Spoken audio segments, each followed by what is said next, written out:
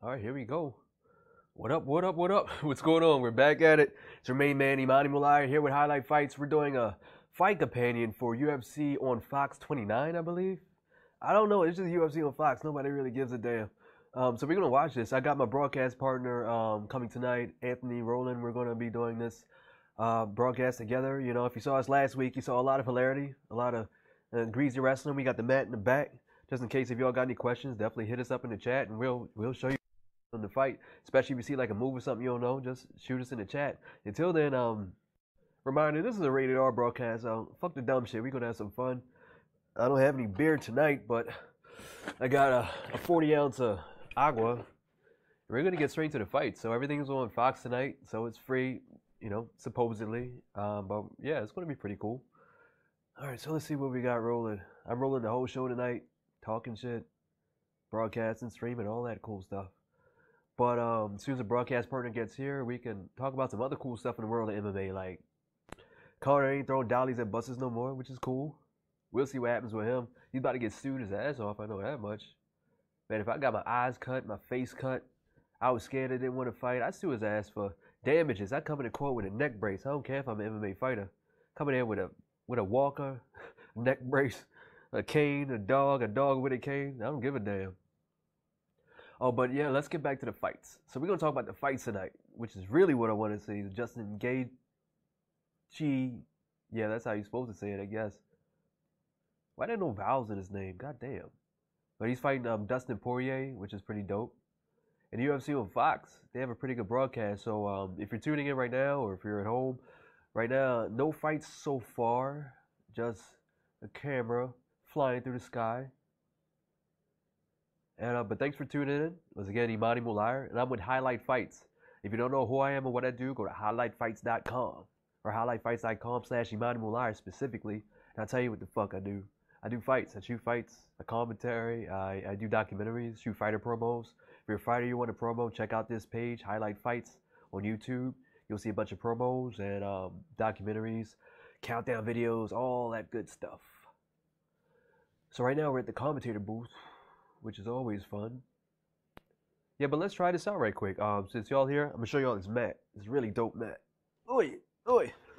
Of course, we're broadcasting live from your mama's house. I'm not gonna tell you where we're broadcasting because we're not showing the fight, even though it's on free TV. You know, we wouldn't dare do that. But let's get some chairs out of the way. Ugh. Yeah, there we go. A horse. So we got our mat here, and you should be able to hear me now. So we'll do some demos. I'll do some kata. Yeah, this looks kind of whack. Put my socks on the mat. I'll do some katas. And if you like a move, we'll get down and do some jiu-jitsu. So just hit us up in the chat room if you want to see something cool, and we'll hit the mat. Now back to the fight. Ooh, yeah. All right. So definitely they're showing up Dustin Poirier. I like Dustin Poirier in this pretty much. Yeah, I mean, you know, he's been doing it for a while. He's a veteran. He's been there, done that. He's ranked number 5 currently. And, you know, he's always been just shy of a title shot. He has all the talents in the world, you know, and great range, but just the same thing with Justin Gaethje. I mean, he was doing his thing with World Series of Fighting. Right now, they've switched over their Professional Fight League. They're going to be launching their new season, I believe, in June, which is pretty cool. PFL, Professional Fight League. Check them out. What they're doing is they're sort of taking their World Series of Fighting concept a little bit further and actually making it into an actual like sports league with a schedule, you know, rankings. They're going to have brackets that go through the entire season. So it's actually going to be built like an actual league. So technically, the finals will be the World Series. And we'll see if they get some talent in there too. They have a lot of names in there. I'm not going to spoil it for you, but it's going to be a really big thing. Check them out. But right now we're talking UFC. If you know anything about MMA, then you know what the UFC is. Some of you think UFC is MMA. Some of y'all think Jiu-Jitsu is UFC. So we're going to flush that out tonight. But thanks everybody for tuning in so far. Once again, we're still with the commentators booth. That's the only thing I don't like about these Fox broadcasts. They have to do a TV style, so they have a whole lot of fluff. I want to see somebody get knocked out, somebody get kicked in the nuts. I want to see a good old John Jones eye poke. I want to see some actual fighting. But we'll get to that after this broadcast stuff and commercials and things. And this fight is happening in Arizona, I believe. And it appears that they've adopted the new unified rules, meaning that you can knee people when they have their hand down. That was a big thing before. Before it was 4 points of contact or three or something weird. Where if you're on your knees but you have your hand down, you don't get kneed or kicked to the face. You can get punched, but you can't get kicked. But people were like playing this dumbass game where they were like tip tap, where they wouldn't get kicked. So now you can fucking unload Boss Rutan style shin to the grill, really. So that's pretty dope. And we have our commentator team. Wish my commentator team would get here. God damn, it's hard to do this by yourself. But apparently, I don't know who's on the fight card tonight. I never know.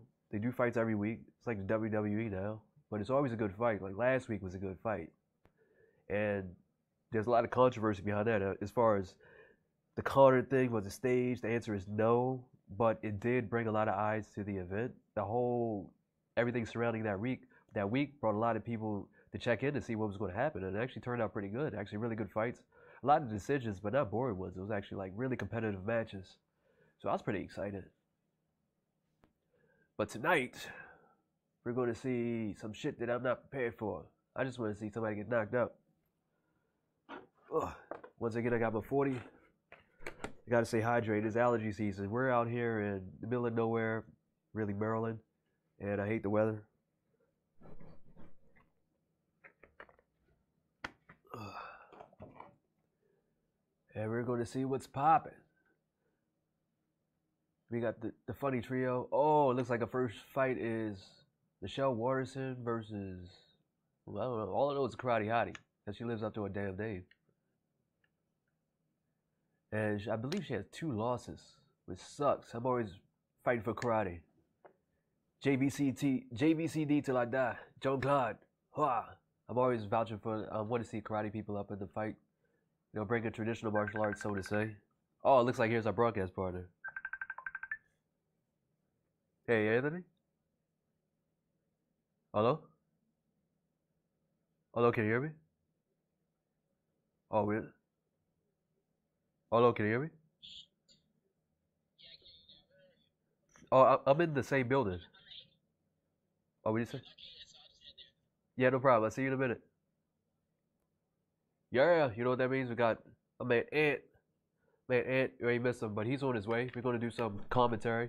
We just got hired to do a movie with Tito Ortiz and Megan Fox. I don't want to brag. You know, I'm on Hollywood now. I don't want to brag. You have to talk to my agent to know more. But yeah, we're going to be doing commentary. What we're going to be doing tonight, we're actually going to be doing for a wide release. It's an independent movie, but we were lucky enough to sit down with the producer and the director. And yeah, you're going to hear some of our loud, obnoxious voices talking about fights, but on the big screen next time. So in a minute, I'm going to go get my mans and I'm going to show them the rundown. Damn. See, that's why I like Michelle Waterson. What the hell was that? An outside crescent kick. If you're looking right now, they're showing highlights of Michelle Waterson, all the different fights. She fought Felice Herron. She fought a bunch of people. She choked out Paige Van Zandt. I believe that was her UFC debut. Just to show that, yeah, she's definitely a contender. But she was another example of somebody coming from Invicta who hasn't really been able to make a mark in the UFC. But we're going to see what happens tonight. She has some really good wrestling, too, to actually complement her karate. But with those outside leg kicks, crescent kicks, hook kicks, it actually switches things up. That actually makes it easier for to actually shoot, because while you're flicking out kicks all the time, if you can bait them into trying to shut down your offense, you know, get them frustrated, you can just change levels going on the legs, you know, something totally unexpected. And of course, we got to deal with the commercials. Yeah, but what do y'all think about the state of the UFC right now? Because a lot of people are saying that you know, the UFC is oversaturated. You know, it's too many fights. But you know, it's growing, and of course they have the new TV deal coming soon. They haven't announced who they're going to be with, or even announced anybody they're looking at. You know, of course you're thinking the big ones: NBC, ABC, HBO, Showtime, but maybe even Netflix, Amazon, Hulu, even go online. Of course they got Fight Pass, but they may be trying to branch off from that, you know? Fight Pass could be just more of an archive where you can actually see live events on Amazon. That's what they do with a lot of sports. So what do y'all think? I mean, for real, it's nice to see other organizations. UFC is always going to be the number one. I mean, that's what I'm thinking. Other organizations are going to diversify. Hopefully the number two will, you know, be hot on their heels. But Bellator isn't doing too much right now, especially. I'm glad they started getting away from the freak fights, but that was actually the thing that brought them a lot of views. So, I don't know, maybe we get a few more.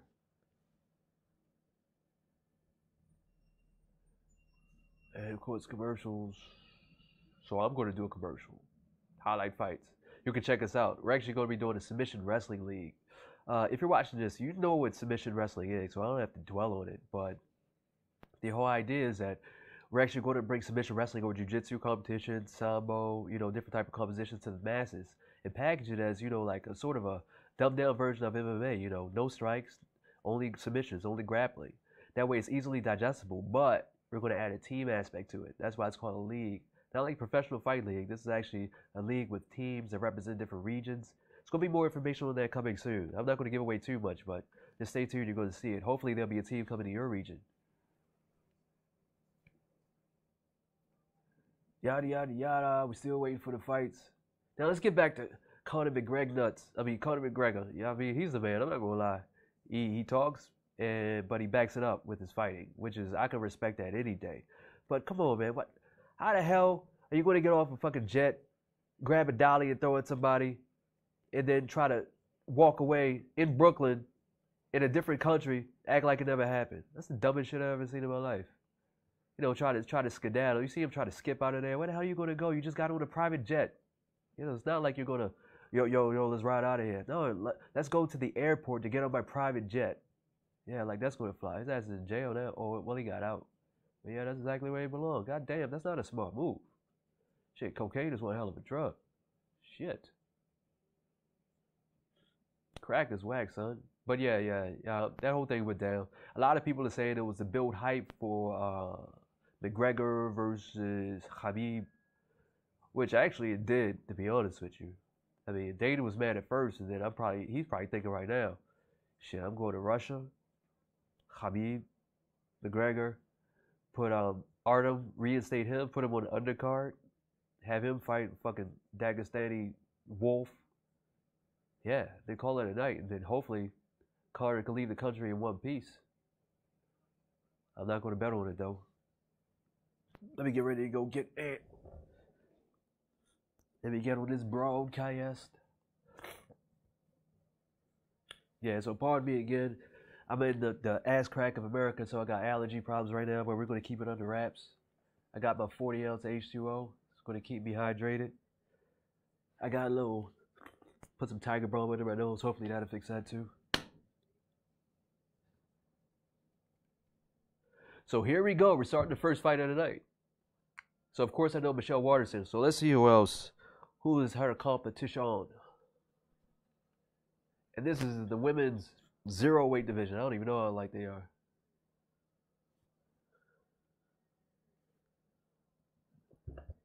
And here we go. Right now we're at the announcement. Bruce Buffer is about to do a signature 720 back spin kick. And it looks like Courtney Casey fighting out of Phoenix, Arizona. Of course, this is in Arizona, so of course the hometown favorite. So it's a 115-pound division, which is, he got me. What's that? Straw weight, flea weight, nickel weight. And she has a hometown crowd behind her, which is awesome. It's always good. But you got to know that the favorite has to be Michelle Waterson. Coming in looking like an action figure. Fighting out of Albuquerque, New Mexico. Michelle Waterson. 14-6, but that doesn't count her kickboxing and karate experience as well. So, type of person who's been fighting her whole life. You know, the UFC is a perfect platform. Well, MMA is a perfect platform for martial artists who've been competing for so long. And, you know, back in the 80s and 90s, you could be like a stunt double or something. Or probably getting the kung fu flicks. But now it's like, this is the ticket for real. And here we go. In Arizona, we have our first fight of the main card on UFC Fox. So if you're not watching, just glad I can help out. And we're going in round 1 of 3. We're at 458, 457, 456. And we got Waterson versus Casey. Waterson in the black, Casey in the gray. And of course, Waterson has to show off those signature kicks to keep the distance. Oh, Looks like we got our broadcast partner's gonna be here. Oh, hold on. I think he's here. Hold on. Here we go. Hey, yo, hold on. I got you here. The building locks. Hey, come on in. They can hear us right now. Yo, I got my broadcast partner. We about to see it right now. Yeah, get relaxed. Get comfortable. Oh, yeah. Take your time. Oh, yeah. Take your time. Yeah, we got a broadcast partner. But let's get back to the fight right now. So, of course, we got Waterson in the black, Gaethje in the gray. Waterson using that inside leg kick, but very effectively. They're both in the orthodox stance, but Waterson is circling to that right side and using the kicks to actually get her some more distance on there. Now she's circling back the other direction. Gaethje, on the other hand, is more just trying to get something off. I think the movement is throwing her off just a little bit. Gaethje wants to get flat-footed, stay there and throw some punches deep in the pocket. But Waterson continue to make moves like that. It's kind of hard to get her footing. Yeah, Waterson is. That's what she wanted right there. Gaethje got her in one place. That clinch to keep her up there, but now they're against the cage. Very strong upper body strength right there. Yeah, Gaethje definitely wants to get her in the spot, get her deep in the pocket where she can't escape. But Waterson is smart to use that movement laterally, using the kicks to go on the opposite side of the front leg and using the punches to score some points on the inside. It's pretty dope. So we're at 320 in the first round. Yeah, that's what we're looking for. Gaethje coming over the left hand hook. She wants to keep it in the pocket, keep a target right in front of her. And she's really strong in the clinch. Hey, in the boss, what's up? Yeah, we're rolling tonight, you know it. Yeah, and sorry, Quintez, we can't show the fight. They're going to shut us down quick. The UFC overlords, they don't mess with us. Ooh, Gaethje with a nice overhand right. That's what she wanted. She's really strong on the feet as far as punches. She wanted to plant her feet and land some hard strikes over top. This clinch actually slows Waterson's movement down, making a grueling bout so that she can't really move too much. And that way, that's going to create a stationary target for Gaethje to actually land some heavy shots like that hook earlier. Waterson Knights with the breakaway elbow. That's a good way for somebody who's trying to get distance. You elbow them and then create too much distance for them. Kind of stifles their movement a little bit. Stifles their forward momentum. As you can see, both of them are slowing down a little past halfway in the first round. Waterson trying to establish her range with that kick again, but of course you can see her movement slowing down a lot. Switching stance, giving her more opportunity to throw a side kick to help with the distance, but both of them seem to be a little bit stifled. This is actually better for Gaethje. Gaethje wants a stationary target. She can match up combos. Yeah, just like that. Hard overhand right. Really tight turn on that. That's actually a really strong hook. She's not pawing it out. She's actually turning her knuckles over. This is a bad spot, but Michelle's good on the scramble with the wrestling. That's really good. She's always been good on that, but I don't think she necessarily wants it on the ground. Even though it's guard, it may not be optimal position. Because so far this round is pretty even. But I have to say that Waterson's landing Gaethje's landing the hardest strikes.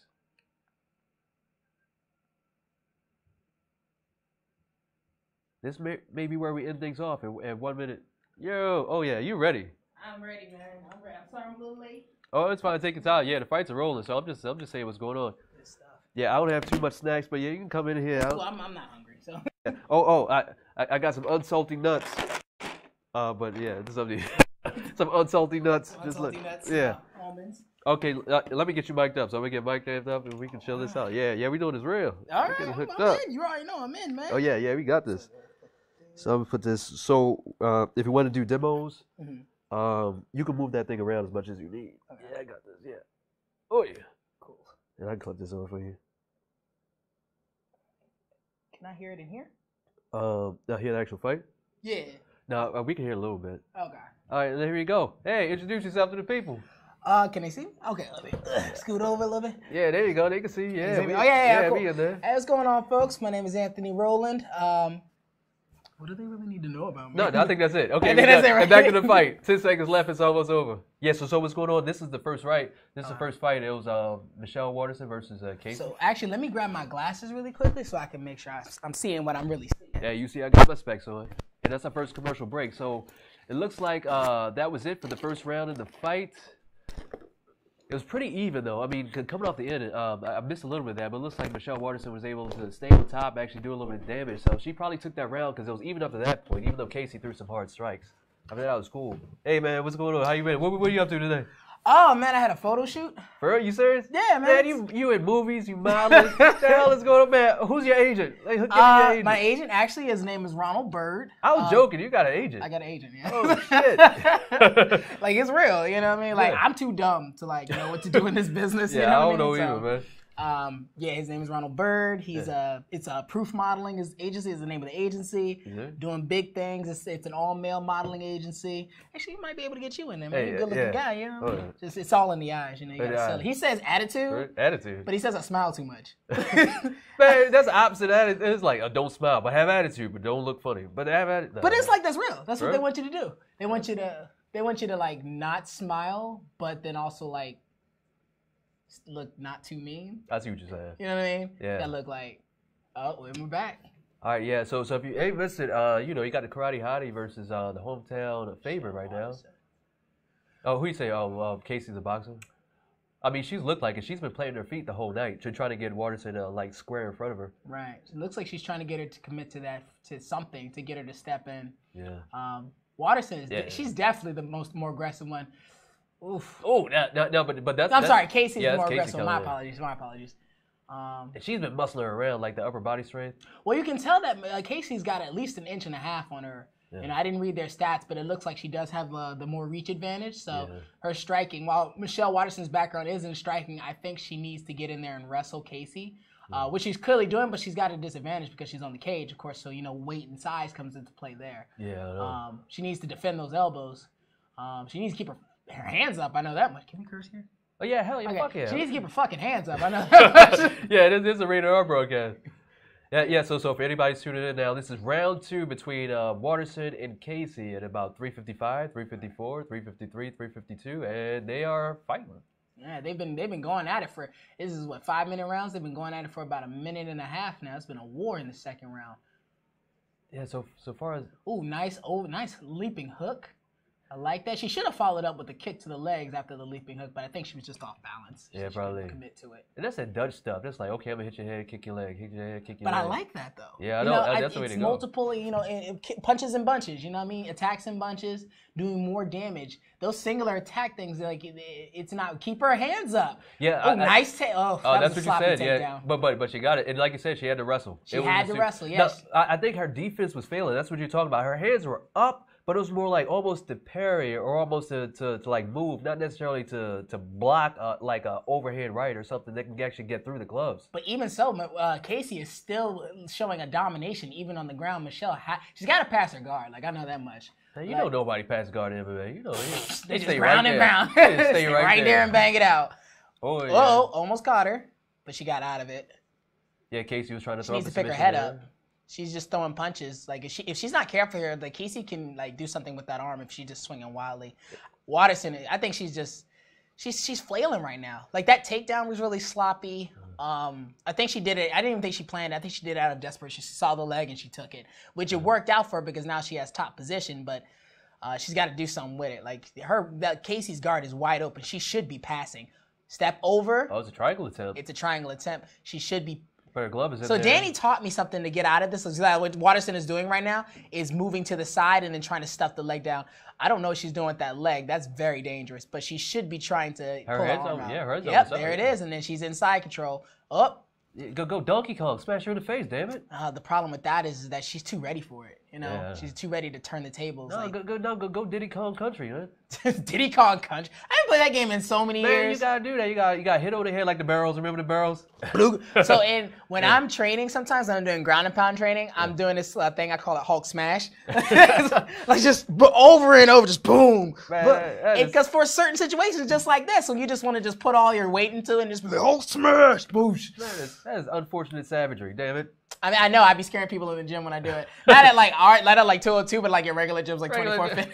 They're like, the fuck is this guy doing? This savage. Oh, you gotta show me that triangle escape. I guess we'll do that after the fight. Oh yeah. Danny was teaching me that. Yeah, it was exactly that Danny was teaching me. Yeah, because I was getting caught. I wasn't getting caught in triangles, but I was finding myself stuck. Yeah. And stacking the guard can be really dangerous. So I'll show you that after during the break. Yeah, we'll do that. Yeah, so we have a minute left, and Michelle Waterson's still on top, But like I said, in MMA, it's not a whole lot of guard passing going on. I mean, they try to get some points, ground and pound. It doesn't make for an exciting fight, though. But if they pass the guard, they could have so much more success with ground and pound, though. Oh, and look at Casey. A lot of people, she's so close to the. Oh, she's got that arm. That is deep. I don't know how. She can get out. She's not locked. She doesn't got it locked up. If she keeps stepping over, she can probably rotate. But I think she slid her elbow out. Yep, she's better now. Yep. Oh.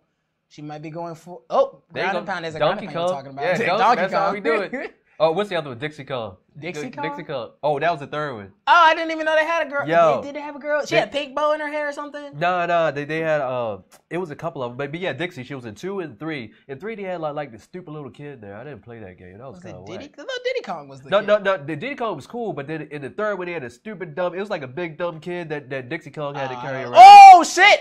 What happened? I didn't see what happened. Oh, she was wild. It looked I think she did like a Queixada Brazilian capoeira kick to her face and knocked her down or something. Man, she did a jumping Tatsumaki simple. I don't know why, because I thought she came up with like a crescent kick, and in capoeira it's called a Queixada. Oh wow! Or she could have teeped her. I don't know. But I know she fell down from something. It was really weird. It's probably a combination of that. Yeah, because the karate style. I mean, I see karate people actually using crescent kicks in MMA a lot now, which is kind of crazy. That's more of like a taekwondo thing, isn't it? Oh yeah, it's both. Like I did Okinawa karate. It was like crescent kick. Is that what it was? Crescent is like plat. That was the worst Japanese so racist. Not you.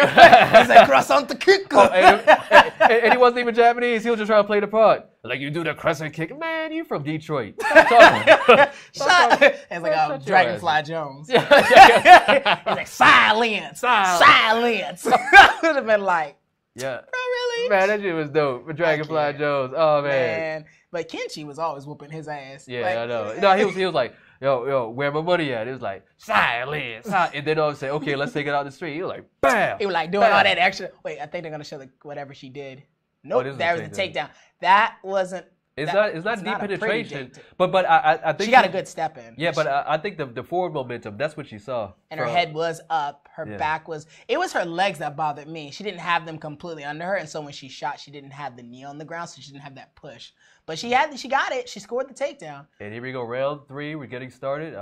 Casey versus Waterson. It's pretty even. I mean, in my eyes. Ooh, nice kick. There we go. That's that kick little right flip. To the face. That little karate style blackout kick. Yeah, it's like a redirect because you just chamber the kick. That's a lot of people don't do because they're used to Muay Thai. You chamber the kick so you can shoot it low, mid, high, in like a fraction of a second. Exactly. Ooh, yep. There's that Dutch kickboxing, the leaping hook. Was that a leaping rear hook too? Yeah, something crazy. But Casey, I believe she's a kickboxer, right? She looks like she's traditional kickboxing. Yeah, and she's really been planting her feet since the first round. Like that's how she's got a lot of overhand rights in, a lot of tight left hooks, like that. She's standing her ground. She's drawn, like as Buck would say, she drew that line. She's drawing that line in the sand. Oh yeah. And then not letting Waterson get past it. Yeah, Waterson in the first round, a lot of movement. We're able to get around that, but come third round in a 3-round fight with 5 minutes, you can't move around like that. You can't. Well, I mean, it's not that you can't, but if you have a fighter on the other end like Casey who can read you and you start to notice patterns, it becomes increasingly more difficult to be. Fighters get more aware of other fighters, but you don't get better as the rounds. You get more tired. You know what I mean? Saying, yeah, this is going to be tiring. With 340 and they're grinding against the cage already. I mean, this is only 3 rounds. So imagine. Have you ever fought a 5-round fight? Well, yeah. On Thanksgiving, it was like whoever wins gets the last turkey wing. Turkey wing. So it's like, yeah. Was that 5 rounds? I think that would just be like a kumite all for one, wouldn't it? No, it was 5 rounds. Grandma had to go. Oh shit. No. I was like, Grandma got it, and she was like, all right, first one to knock out, a tap out was good. But she cheated. She put the brass knuckles in the gloves. Grandma dirty. What is grandma do? Oh, nice. Yeah, oblique kick. Yeah, do that stuff. Side kick. Yeah. Ooh. Yeah, she's trying to do the kicks, but karate style. If you don't set it up with the hands, it gives a person an opportunity to rush in. Right. And Waterson she's planting those feet when she's going for those clenches and those takedowns. That takedown was rather sloppy, but I'll take it. No, she's trying to step over the half guard. Whoa. Nice. Okay. But I think she's going for the arm, though. I mean, she has the head isolated, so she could go for a triangle. Or a Kimura. She keeps going for that arm. Like she is, I think she's trying to rip her arm off. She's trying to take that thing home with her. yeah. Casey. She needs to roll. Like that's what Waterson needs to do. She needs to Granby roll or something. No, I think Waterson is smart. She's staying tight so that Casey can't fully extend or fully extend her legs. Well, so she can stay tight, but she needs to roll so that she's not in a position where she needs to get more power from the under position, but she's trying to stay on top. Man, Casey going for a leg lock? You kidding me? People doing this now? I mean, yeah. Is that the way the world working? People going for leg locks? I mean, if it works. Hey. If it works. I mean, it didn't work because Michelle was smashing her in the face, and she's like, I don't like that. Yeah. Michelle is in a really awkward position. She did not. Yeah. Okay. Yep. Okay. Michelle is doing really good at her wrestling. I'm really impressed. Oh, she like make her pay. But that's what I was saying. It's like the veteranship of Waterson. It's like some of the stuff from the outside in looks like, okay, she's not putting too effort. It doesn't look clean. But she knows what she has to do, those little inches to win. So maybe get another takedown, and that'd probably be the end of the fight, you know? What do you think about that whole venue thing? Because I, in my experience as a fighter, and people say, oh, that veteranship, but if fighters, they fight before they get to the, well, unless you see CM Punk, they fight before they get to the UFC. Hey, he did fight every week. Okay. Yeah. Okay. Damn. And he can tell him I said it. He needs to stop. But no, they fight. But they use like most of them fight like amateur. They fight other professional venues before they get to the UFC. What do you think about like people saying, oh, there's a difference between the UFC cage and other events? I think fighting is fighting. I mean, yeah, it varies. I mean, so some people, you know, this is what they've been aspiring through their whole life. Aspiring. Right. So it's like once they get there, it's like I've made it. But other fighters are like, you know, this is what I do every day. Right. So, and a lot of them fight in the same venues that the UFC comes to. Like, we just had a venue down here at, I forgot, one of the schools down here in Virginia. Mm-hmm. So it's like a lot of people have already fought in that same building. Maybe not with the same production, but it's like, all right, I already know the landscape. So especially these hometown fighters. Like, Casey's a hometown fighter. She's taking it to her. Right. So it's like, okay, I'm around family. I'm around friends. This is nothing new. But some people, it's like, I've arrived. Right. And that experience itself can take a toll on you. Oh, so you think it's more of the nerves is what you're saying. Okay. But Casey right now, she's trying to go for the finish. I didn't see the first round, so I don't know. Who's winning on the card right now? Is it? It's hard to tell. It's been even all the time, but Casey's been steady with the submission attempts and also with the arm lock attempts and the hard overhand rights. As we come to the last few seconds, it looks like she's trying to go for it. She's trying to go for it. Oh, she's got it. She's got it. But there's only a couple seconds left, and that's it. Exactly. If she would have kept going, she would have had it. She would have took it home. She would have taken it home. She was going for it. Maybe, I don't know. Was she down on the scorecards? Like, maybe that's the only reason I can believe she was going that hard for it. It's pretty even, but you know, nobody wants to leave because she's a hometown, so she doesn't want to lose in front of her friends. So right. Go for broke. I know when I have a fight, if I get knocked out, like one of the biggest fears I have, this is one thing that keeps my defense sharp, is my friends are relentless. They're fucking assholes. Oh, look at you. You got knocked out. You know, like my friends really, before my first one, before my last one, not first one, before my last one that happened this January, like my boys tell me, like, yo, if you get knocked out, we're not gonna let you live it down. I was like, yeah, you're not in the gym with me training every day. It's like, yeah, but it's not our job. No, they ain't gonna Photoshop you like Manny Pacquiao. Exactly. You're gonna be going to sleep in the cornfield. You're gonna have a pillow in the cage. Like these memes these days, man, they out of control. Like it's ridiculous. I mean, we got some cool people in the chat already. So we have. I'm going to say Mate. I don't know if I'm pronouncing the name right, but yeah, the Vettori fight didn't start yet. They got Vettori versus Adesanya. It's hard for me to say his name, but that's going to be a good one. So, and the boss says, are you guys rolling tonight? Hey, we got the mats. We do? We got the match. I think he would beat me, though. Like, you don't know it, but Imani's a solid grappler, man. Get out of here. I'd roll with this guy. I might have him on striking, but he's got me on solid grappling. No, we're not going to roll. We're going to demo. We're going to demo, exactly. No, we're not going to be back here. I got to work out tonight. Yeah. I do, though, actually. Oh, for real? After this? Yeah, after this. Oh, yeah. Yeah. I got to work out, too, but my thumbs. I want to say this, though. Yeah. Amanda Nunes scares the living shit out of me. Man, how hard she hit. Right now we're watching the commercial of her beating the shit out. Yeah, she beat the shit out of Ronda Rousey, like hitting her like a piston, like bam, boom, bam. You know who else scares the shit out of me? Chris Cyborg. And she scares the shit out of everybody. She's like, I was talking to, like, I was listening to one of these, another like YouTuber or whatever, and he was like, he made a good point. Like, I don't know. One of the things I always have a problem with is dudes that are like, oh, women can't beat dudes. I'm like, yes, they can. Have you seen Chris Cyborg? Man, Chris Cyborg. That woman looks like she eats like other people for breakfast.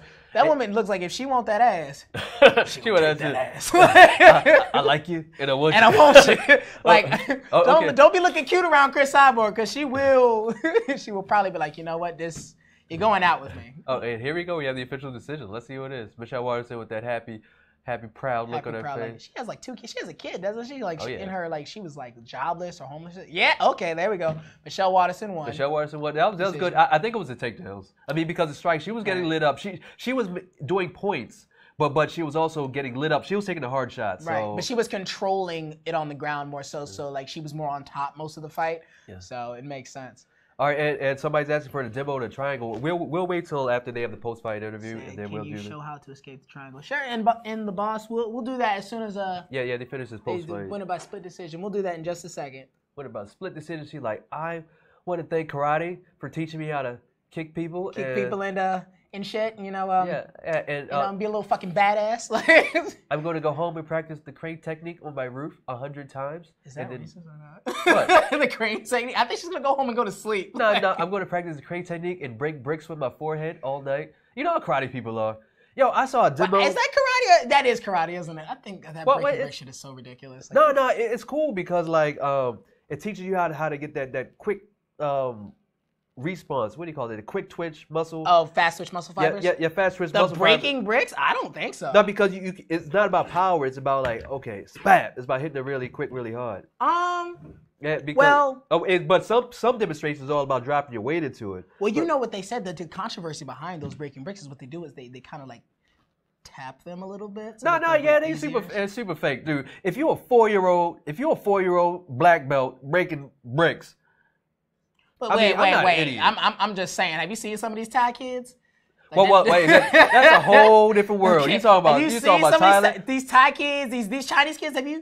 Well, Thai is different because these Chinese kids. When I was in China and I was studying in temples, these kids, they're pretty dedicated. Oh, you talking about the temples? Yeah. You know what I mean? Them kids are doing crazy shit. Like they have to train like early. It's almost like Thailand. The little kids there because it's a national sport and a lot of these kids from villages, they're fighting pro. Feeding people. Well, in the Chinese temples this is a lifestyle. It's not even like. Oh I know. Sport. It's when you go into the Buddhist faith and then you have to train every day. But in Thailand, they're like they're fighting pro to feed their mom in the villages. They're like making money for their villages. Like 6, 7. Like what was that?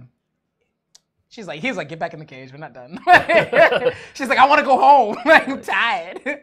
Yeah, so here they're going to talk about it. So it was the takedowns. I mean, like I said, that's the crafty, being a veteran. It's like, okay, I know if I secure takedown, this huge in the mind of the judges. What it's going to be, what the judges are looking for, is going to score the highest. Especially, okay, that's the kick. Okay, it was kind of like a flip out thing to the face. Oh, you know what that is? That's sort of like a triangle kick. I just learned this. It's sort of like a side kick, but with the balls of the feet. And it's sort of like you flick it out and kick it out. So it's kind of a weird kick that definitely real popular in karate. Face kind of thing. Yeah, it's sort of like, how teep is straight on the balls? But it's, the triangle kick is like side on the balls. Okay. Yeah.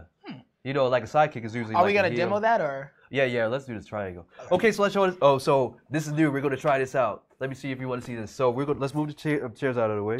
Do I take this off or? Oh, no, you can leave it on. Okay. Yeah, so they can hear what we're saying. Let's get these chairs out of the way. Right. I see. Yeah, that's good. It's going to be fun. Oh, yeah, it's going to be fun. Oh, spit, Steven. I'm on the gram, so. Oh, shit. We on TV. Let me take my shit out. Sort of. Yeah, look at that. What's up? Yeah. Okay, so what I put you in the triangle? Yes. Okay, so it's gonna be a little bit muffled. So I got one arm in, one arm out. So here's the triangle. So how do you get out? Let's start by saying a little bit about the triangle. Yeah. So, can they hear me on this thing? Yeah, they can hear you. They can see you too. Okay, so for those who don't know what a triangle choke is when basically the person's opponent's legs are around your neck, cutting off some of your carotid artery, and they're making you ideally be choked with your own bicep. It's called the triangle choke. That's the but a little bit of facts around that is, number one, usually you want to be either, rule of thumb, you want to be 2 in or 2 out to avoid being triangled in the first place. All right, so just remember that if you're ever rolling and you're getting caught, it might be because you're either 1 in or 1 out. All right. Another thing to avoid in the triangle is to be super low, because then they can climb And if they stuff one arm in, it makes it that much easier to get the head. So you have to be aware of that. I wouldn't say avoid it altogether, but just be aware of if you're down here, you have to make sure that that if they're going for you, you're keeping aware. So the boss asked, how do you get out? How do you do that escape on the triangle? So Imani's gonna lock the triangle up just enough so I can breathe and stuff. So he's got it, and hopefully y'all can still hear me. Yeah. All right, so he's gonna lock it up. Now from here, what you want to do is what people usually do is they try to stack. And that can be dangerous because my base is compromised. Yeah. So Imani can really go for it. If he wanted to, he can. And then as he does it, he can pull me down. And now I'm here, and then he rolls me, boom. And now this is a different fight. Yeah. Or he can grab around the leg. So here, so boom, he's around the leg. He wraps my, he gets that, and then he turns and pivots his body, locking it up even more because I have to give him that so that I don't fall on my face, compromising my base. Everything is a compromise of the base. Yeah, we can get that over here. Yeah, so I'll help you out. Got you. So hold on, folks. A little technical difficulties. Yeah, we're just trying this out. This is pretty dope. So just bear with it. So, what Michelle Waterson did was as Imani locks it up, what I'm going to do is I'm going to go across the face. Sorry, my apologies. I'm going to go to the arm to the side. The arm is trapped. So what I'm going to do is I'm going to walk my hips around so that it's over near, so my leg is more near his head. I don't want my leg to be too far out because again he can roll me. Yeah. I want to be knees down. So I'm gonna turn these so they can see. Yeah. I don't want to be up like this because again he can wrap up. So you don't want to give that base. You want to be knees down. You just kind of want to crawl this way. Now what's gonna happen here is as I do this, I'm gonna sit back, and it's already beginning to break open here. Yeah. So as I'm here, I'm already beginning to break open. I don't want him to keep turning, so I keep him here. And what I do is I use this space. I gable grip. So gable grip is here. I gable grip inside, and I push his leg open like this. And as I do that, what I can do is I can begin to walk my hips out. You got to be careful here because now he can begin to reset. I sit my hips down, and now I'm back to side control. That's just one way to go from there. But the most important thing is when he's locked the triangle up, this comes from this is a last ditch desperation. So if you can avoid being here, then avoid being here. But again, this right arm is the one that's locked up. What I'm going to do is I'm going to gable grip already. I'm going to walk my hips over, and as I gable grip, I'm locking his hips down to the ground. I turn my shoulder in, breaking it open, sit my hips to the mat, and then now this is a different fight where I'm able to, I can go to transition to top side, I can go to side to side, and in the case of MMA, I can be here and, no, don't hurt me. Don't hurt me, exactly. So I hope that answered anybody's questions about that who had questions about that. That's pretty dope. All right. Yeah, Danny showed me that a couple weeks ago. It's pretty dope. All right, yeah, so that's good. That's a nice demo.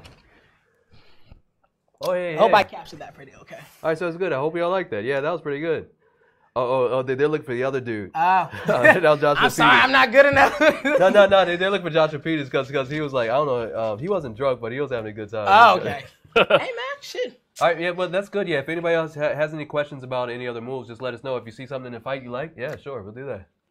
We're going to get ready for the next fight, which is one I want to see. Well, it's actually happening right now, I think. This is the second round coming up. Oh, wow. Oh, yeah? Yeah. Oh, that's it, yeah. Is there a place where I can plug my phone in? Yeah, this guy back here. Okay. Yeah, it's a little strip back there. There we go. We're doing the phone thing. You know how it is. You can't live without the phone. You can't. It's really unsettling. I need power from my phone. Like, I needs it. Yeah, but everything else is good. In the fight world, like I said, we're in the middle of nowhere, USA, your mama's house. No, but your mama's house. That's where we're broadcasting from. But in reality, we're broadcasting from the DMV, DC, Maryland, Virginia. And the last thing that happened here on April, what's today? Today's the something. Today's the 14th, so that was yesterday the 13th. We had Fight to Win Pro out here. That was pretty dope. I went out there. Fight to Win. Oh, yeah. Yo, that was dope. Like one of my old instructors, Lamont Tyler, he won his fight. He was saying he's going to retire forever, but he always come back. I'm like, you never retiring. Stop lying. You're going to keep coming back. Like, yeah, for those that don't know, Fight to Win Pro, it's professional jiu-jitsu, submission wrestling, but mostly jiu-jitsu because they actually wear the gi. And it's dope. It's like They got the lights, they got the DJ, they got the smoke, they got the stands, they got all that stuff. Fight. Yeah, it's a fight. So it's not like you go to a jiu-jitsu tournament, it's like mats. And it's like you go to sleep on the bleachers. That's what you do at a jiu-jitsu tournament. Right. That's actually the instructions of going to a jiu-jitsu tournament. Go to the bleachers, go to sleep, wake up, go home. Right. But this is actually like, they got the crowd into it, they pump it, they got the DJ. So it's pretty dope. So Fight to Win Pro, they actually do events everywhere. They have a lot on the East Coast. Like they're in Philly either next week, I think. But yeah, that was dope. And then tonight is Shogun Fights. Oh yeah, I want to fight on the Shogun fight card. You might as well. Yeah. I don't know. I mean, I gotta get a little bit more notable fights underneath my belt. I think before I can even approach them. So yeah, are you pro yet? Yeah. Oh no. Yeah. They well, are pro. in MMA, I'm going to have to apply for my pro license. Yeah. I say, you have to. But in Muay Thai, I'm amateur. Okay. Yeah. No, but MMA, yeah. If you have some amateur fights, just apply. I have a lot of MMA amateur fights, but I don't want to. I want to get my feet back in it because I haven't fought MMA since like 2015. Yeah, but once you get your license, they'll put you on the card. They already put me on the card. I'm like, Shogun? Yeah, and I'm like, man, get out of here. Are you serious? No. My coach was like, you want to fight in Shogun? When? Friday? I'm like, hell no. He's like, when? Friday? No. Oh, he hit the Matrix on that shit. Yeah, so here we go. The next fight is Adesanya. It's hard to say versus Vettori. Adesanya Okenyan way or something or other. Yeah, but he's African. He's African as fuck. Yeah, living in New Zealand, and which is pretty cool because he's actually repping, and New Zealand, that whole part of the world actually has a huge kickboxing background. So he's really strong kickboxer. He's fighting an Irishman. I believe Italian. Oh yeah, okay, yeah, that's red. That's not green and orange. Yeah, it's. Yeah, I had to put all these white people look alike. It's the most wrongest thing to ever see. I know, right? Oh, Dad, we just lost viewers. I know, right? No. Ah, well. Oh, well. No, it's cool because this fight, I already saw the breakdown for it.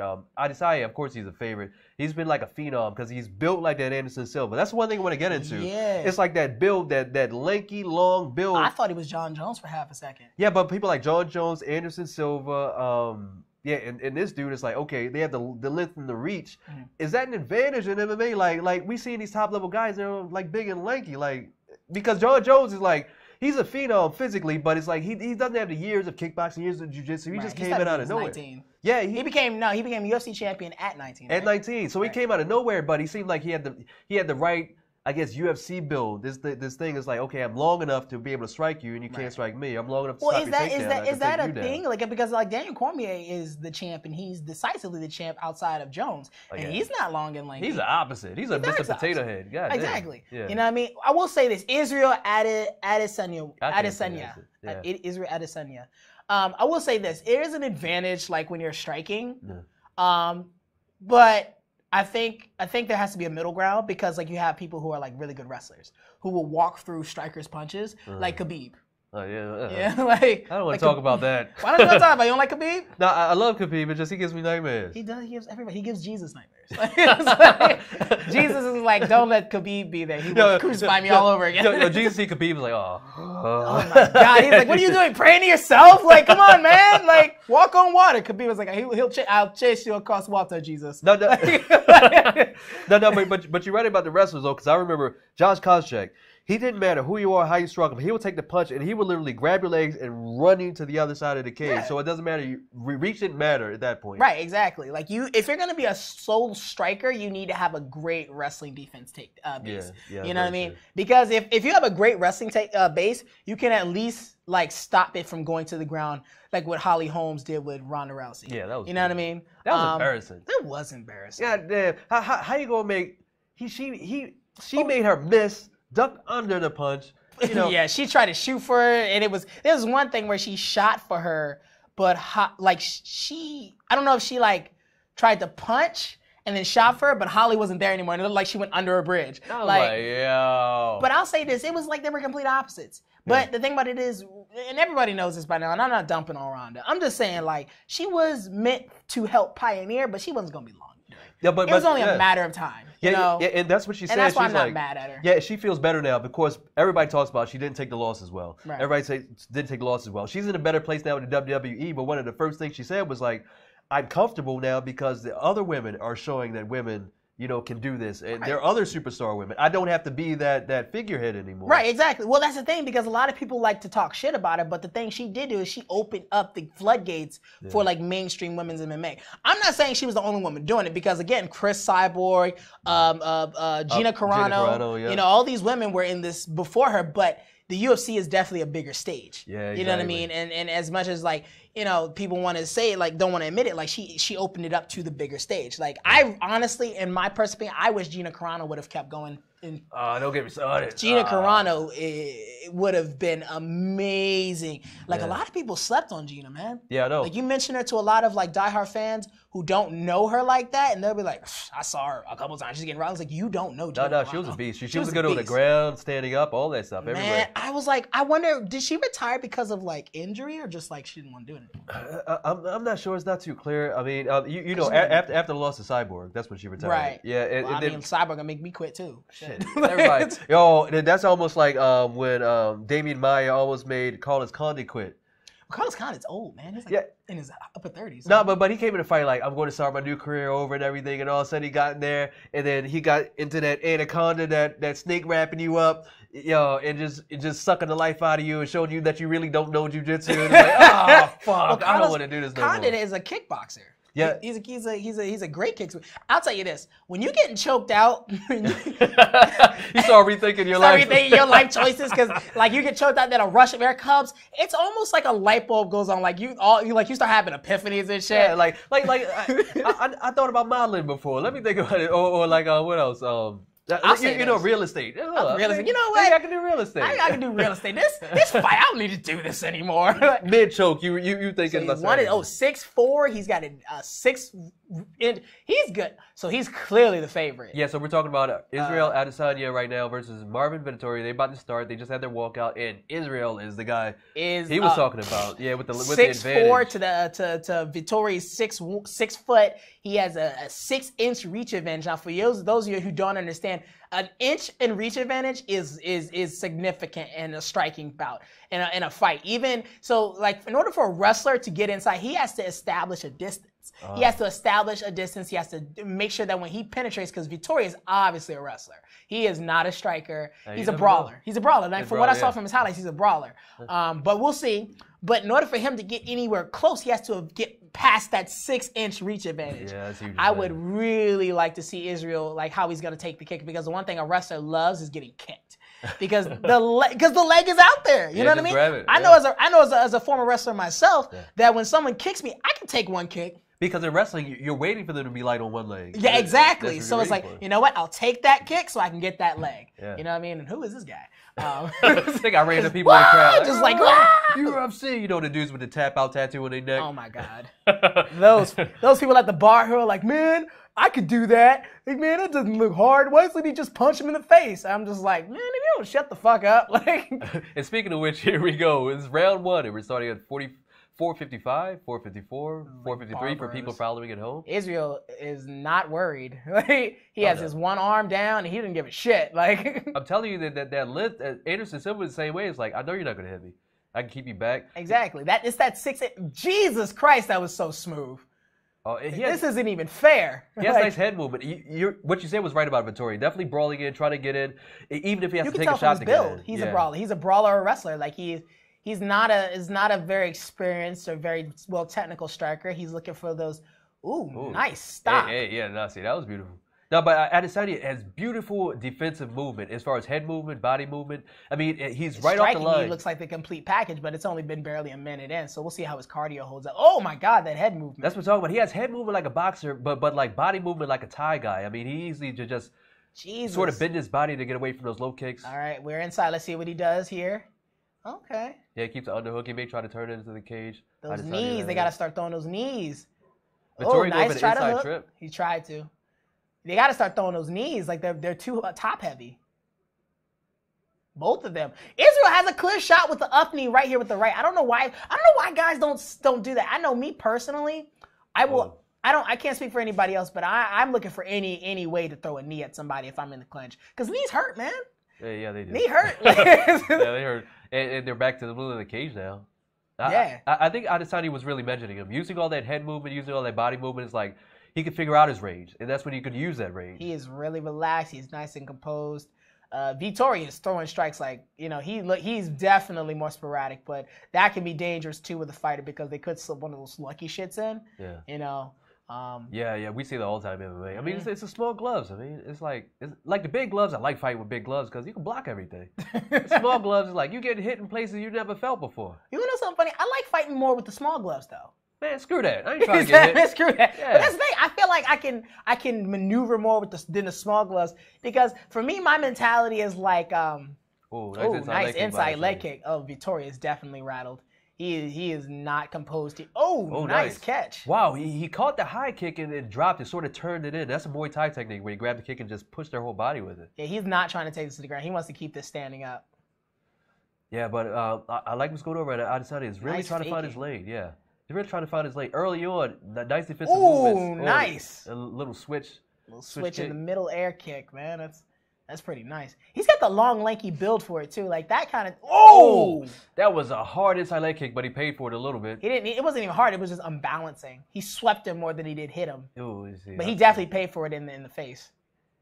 Now, Vettori tried to come back with kicks of his own, but... Vittori's moving way too much. He needs to stop. He needs to take a breath. You know what I think? I think one of those kicks hurt him, so he's almost in scramble mode right now.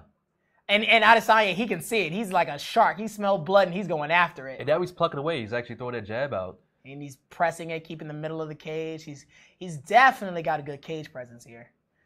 I like how he did it. Before he was just using like head movements to get off line, but now that was beautiful. That's that catch redirect. Adesanya grabbed the kick and just moved it over. Man. Came straight to the body. What are you talking about? Oh, this bitch. Like, no, he got poked in the eye. He did not get poked in the eye. He's lying. I saw that shit. Let's go to the replay. I want to see this replay. That was some bullshit. All right, so let me tell you this. He did not get poked. Look at his eye. It's barely nothing. Shut the fuck up. Why would he complain? Because he wants a break. It's round one. He's tired. You can clearly see he's tired. Here we go. Slow motion. He slid down his face. That's all he did. Middle finger to the socket. Boom. It didn't even go in there. Fuck you. It didn't That's go what he in did. there. Middle finger right. It didn't even go in there. He just slid down his face. He said his middle finger like, here's how I feel about you. Right now, eyeball. Yeah, no, but... Look at him. He's breathing all hard. He wants a break. Okay? He ain't slick. Yeah, I don't know if he needs all that time. I'm not going to lie. I pulled that trick once or twice. All right? When I hit some air, but not in the first round. No, I'm saying that. I got leg kick like, my nuts. Exactly. I'm telling you, man. Like, sometimes in that last round, you need a little bit of air. Shit. I say this, though.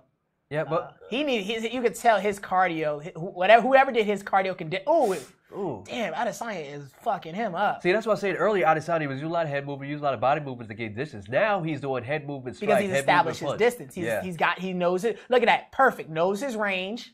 He knows where he can go. He knows where the other guy can go, and he's not only just knowing his range. He's making Vettori fight from his range.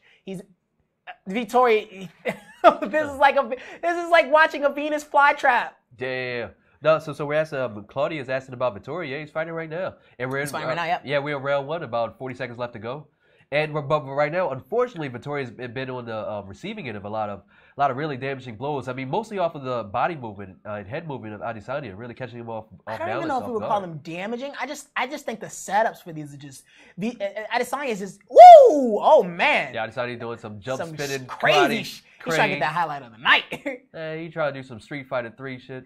Hey man, I would do it. If I was dominating like this, man, I'd have fun with it. Like he knows Vettori can't match him in the skill department. He knows he can't. He can't match him in the range, but he has to be careful because he's dropping those hands a lot, like really below his waistline, and that can be dangerous. No, but I think he found his range. I mean, this is where he gets to shine. This is that Anderson Silva move. Like I said, Anderson Silva will take the first round, get his head movement, get his body movement, find his range, and then after that, you'll see him play. Right. But that's how Anderson Silva got knocked out. It is. But it didn't happen till the last vestiges of his career. Yeah, he was probably waiting for somebody knock me out, there was a controversy that he wanted to go. He didn't want to fight anymore. Yeah, then he wanted out his contract, but Dana's like, I'll fucking sue you. And then word? I'm good. I gotta exactly. He was like, look. Everybody thought he faked that last one. He got clipped. And then he was like, he had to come back and fight again. I was like, I kind of believe it. But man wants to go home. He's been fighting for years now. Go home, take your dick pills, relax, be in some Burger King commercials or whatever he was doing. Dead. Some Portuguese Burger King commercials. Portuguese Burger King commercial. Good. You want to know the funniest thing about the most badass fighters like Mike Tyson and Anderson Silva that really gives me hope, that really makes me be okay with myself? Yeah. They got high-pitched voices. I have a high-pitched voice. So, like, people, like, all my life, there goes Uncle Dana. Uncle Dana. As Brendan Schaub always says, there goes Uncle Dana. Come on, boys, bring me my money. Bring me my money. Hey, so I can go blow $5 billion at another casino. Yeah, exactly. Heard that fucking story. I was like, the fuck are you talking about? $5 million in one night? Really? I can't even blow that in my lifetime. $5 million. And you got a guy fighting on the card for $20,000. Right, yeah. I'm not going to say nothing. I'm going to say it all. That's why I would never, like I tell people all the time, they're like, oh, you going to shoot for the UFC? Hell fucking no. I mean, you ain't going to make better. I mean, in MMA, that's the best. That's about as good as you can get, but at the same time, are they allowing, they allow people to have their endorsements, right? No, they still with the Reebok deals, right? Yeah, it's kind of tricky. Anyway, we're around too, but yeah, it's tricky because, you have to wear Reebok in the cage. Right. But a lot of fighters right now are doing their own content, social media, things like that. So they get sponsors for that stuff. But I thought that they said with the Reebok deal, they couldn't do that anymore. Yeah, it's really tricky. Some people are really riding the line right now. Like for instance, Condit with Burger King. Right. Yeah. I mean, Condit with jail. Sponsored by Prison Sponsored by Prison Guard. He's like, nighty night, Connor. Keep your butthole tight. Yo, I don't give a fuck what anybody says. Okay, I know that that's not cool for a lot of people, but fuck that guy. Yo, man, that dude, he asked for it. Asshole for that. He had to have been on some shit because that was ridiculous. I tell you, man, cocaine is a hell of a drug. It is a hell of a drug. James. No, because he's gonna be like this. He's gonna be in Italy, in Ireland. Like, you know what I feel like doing? I feel like getting 30 thugs, getting on a private jet, for what, 18 hours, get in Brooklyn, a place that I ain't from. Go to the place, beat somebody up, and then skedaddle like it never happened. I don't know if that's insane. Oh man, you just missed it. That the duck in the weave. Yeah. Woo! My God, I don't know if he's just this good or if Vettori's just this bad. No, he's just that good. Vettori was right in the pocket with that. But like I said, that's that body movement. That's that Muay Thai teaches you how to lean back from the high kicks. I mean, that's that boxing actually. Oh well, that too. Yeah, the bob and weaving. You saw him going left, right. You saw him ducking and jiving. Man, he did it again. He did it again. See, Vettori is going right. He's doing everything right with that high kick, but Adesanya the problem is that can become programmed. Remember? I see what you're saying. You know what I mean? Like Vettori can start to throw something that Israel thinks is coming in the same way it was before. And then boom, something else. Adesanya is picking the shots now. He's going to the body, going to the head. Damn. He's not even moving that much. He just knows the inches that he needs to get out of the way of danger. Man, there you go, lean back. Lean back, but that's how Anderson got knocked out. He needs to guard that fucking chin. Hey, man, Anderson got knocked out doing the stanky leg. He did do the stanky leg. Damn, whoa, my God. And that's what you don't see in MMA a lot. You don't see the duck under. You really should. No, because the threat of the knee. But I don't think he's worried about that threat in this fight. He's really not. But Vettori, I mean, if he can time it, that knee is right there if Adesanya wants to duck under again. But I don't think Vettori really practiced that. Remember, you fight how you train. No, I see what you're saying. So it's kind of hard to learn, especially in the cage. Oh, my God. What? Are you serious? Whoa, that was an elbow to the eye. To the face, and he deserved it. Nah, fuck you. Adesanya caught an elbow to the eye. Vittori caught an elbow to the eye. Adesanya threw it. He threw the middle finger up, and he mad now. Are you big mad or are you little mad? Yeah, so Vettori thought he was eye poking. Actually, that was a sharp-ass elbow. That's what that was. Yeah, man. You always looking to... See, I hate when dudes do that. They look to the ref to save them because they're losing, and now he's mad. Stop being a little baby. Well, and Adesanya's tearing up the leg, tearing up the body, tearing up the head. Damn. I think I saw a little semblance of a knee from Vettori. If this goes to the last fight, he's won both rounds, so Vettori has to knock him out or submit him. I like the beautiful head movement. Adesanya, he's feinting with the hands, but he's also feinting with the head movement as well.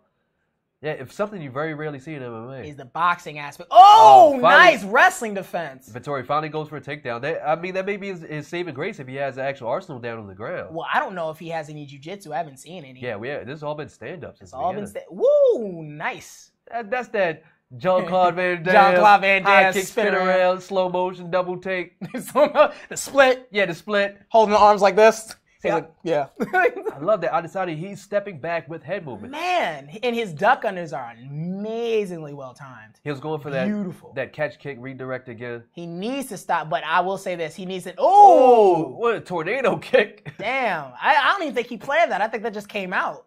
Nah, he showed off. He's putting in cheat codes. He put in cheat codes. Up, down, left, right, A, B square. Yeah. but Vettori tried to change stances for a little bit. But Vettori is gassed. He does not like this fight. There goes that leg kick.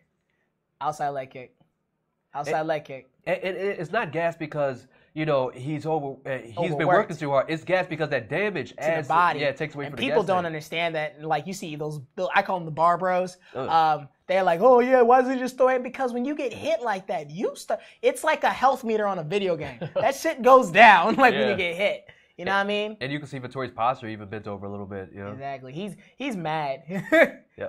He's very upset with this. And that's the end of the round right there. Last few seconds. Yeah. Herb Dean stops the fight. Herb steps in like, man, that wasn't no eye poke. You got sharp ass elbow. Right, exactly. And everyone is like, he hit him with the smooth elbow. And he's like, what is it? He's like, yeah, you better turn around before he does it again. That's what I would have said. Yeah, you did get poked in the eye with an elbow. With an elbow. It wasn't a poke. It was a hit.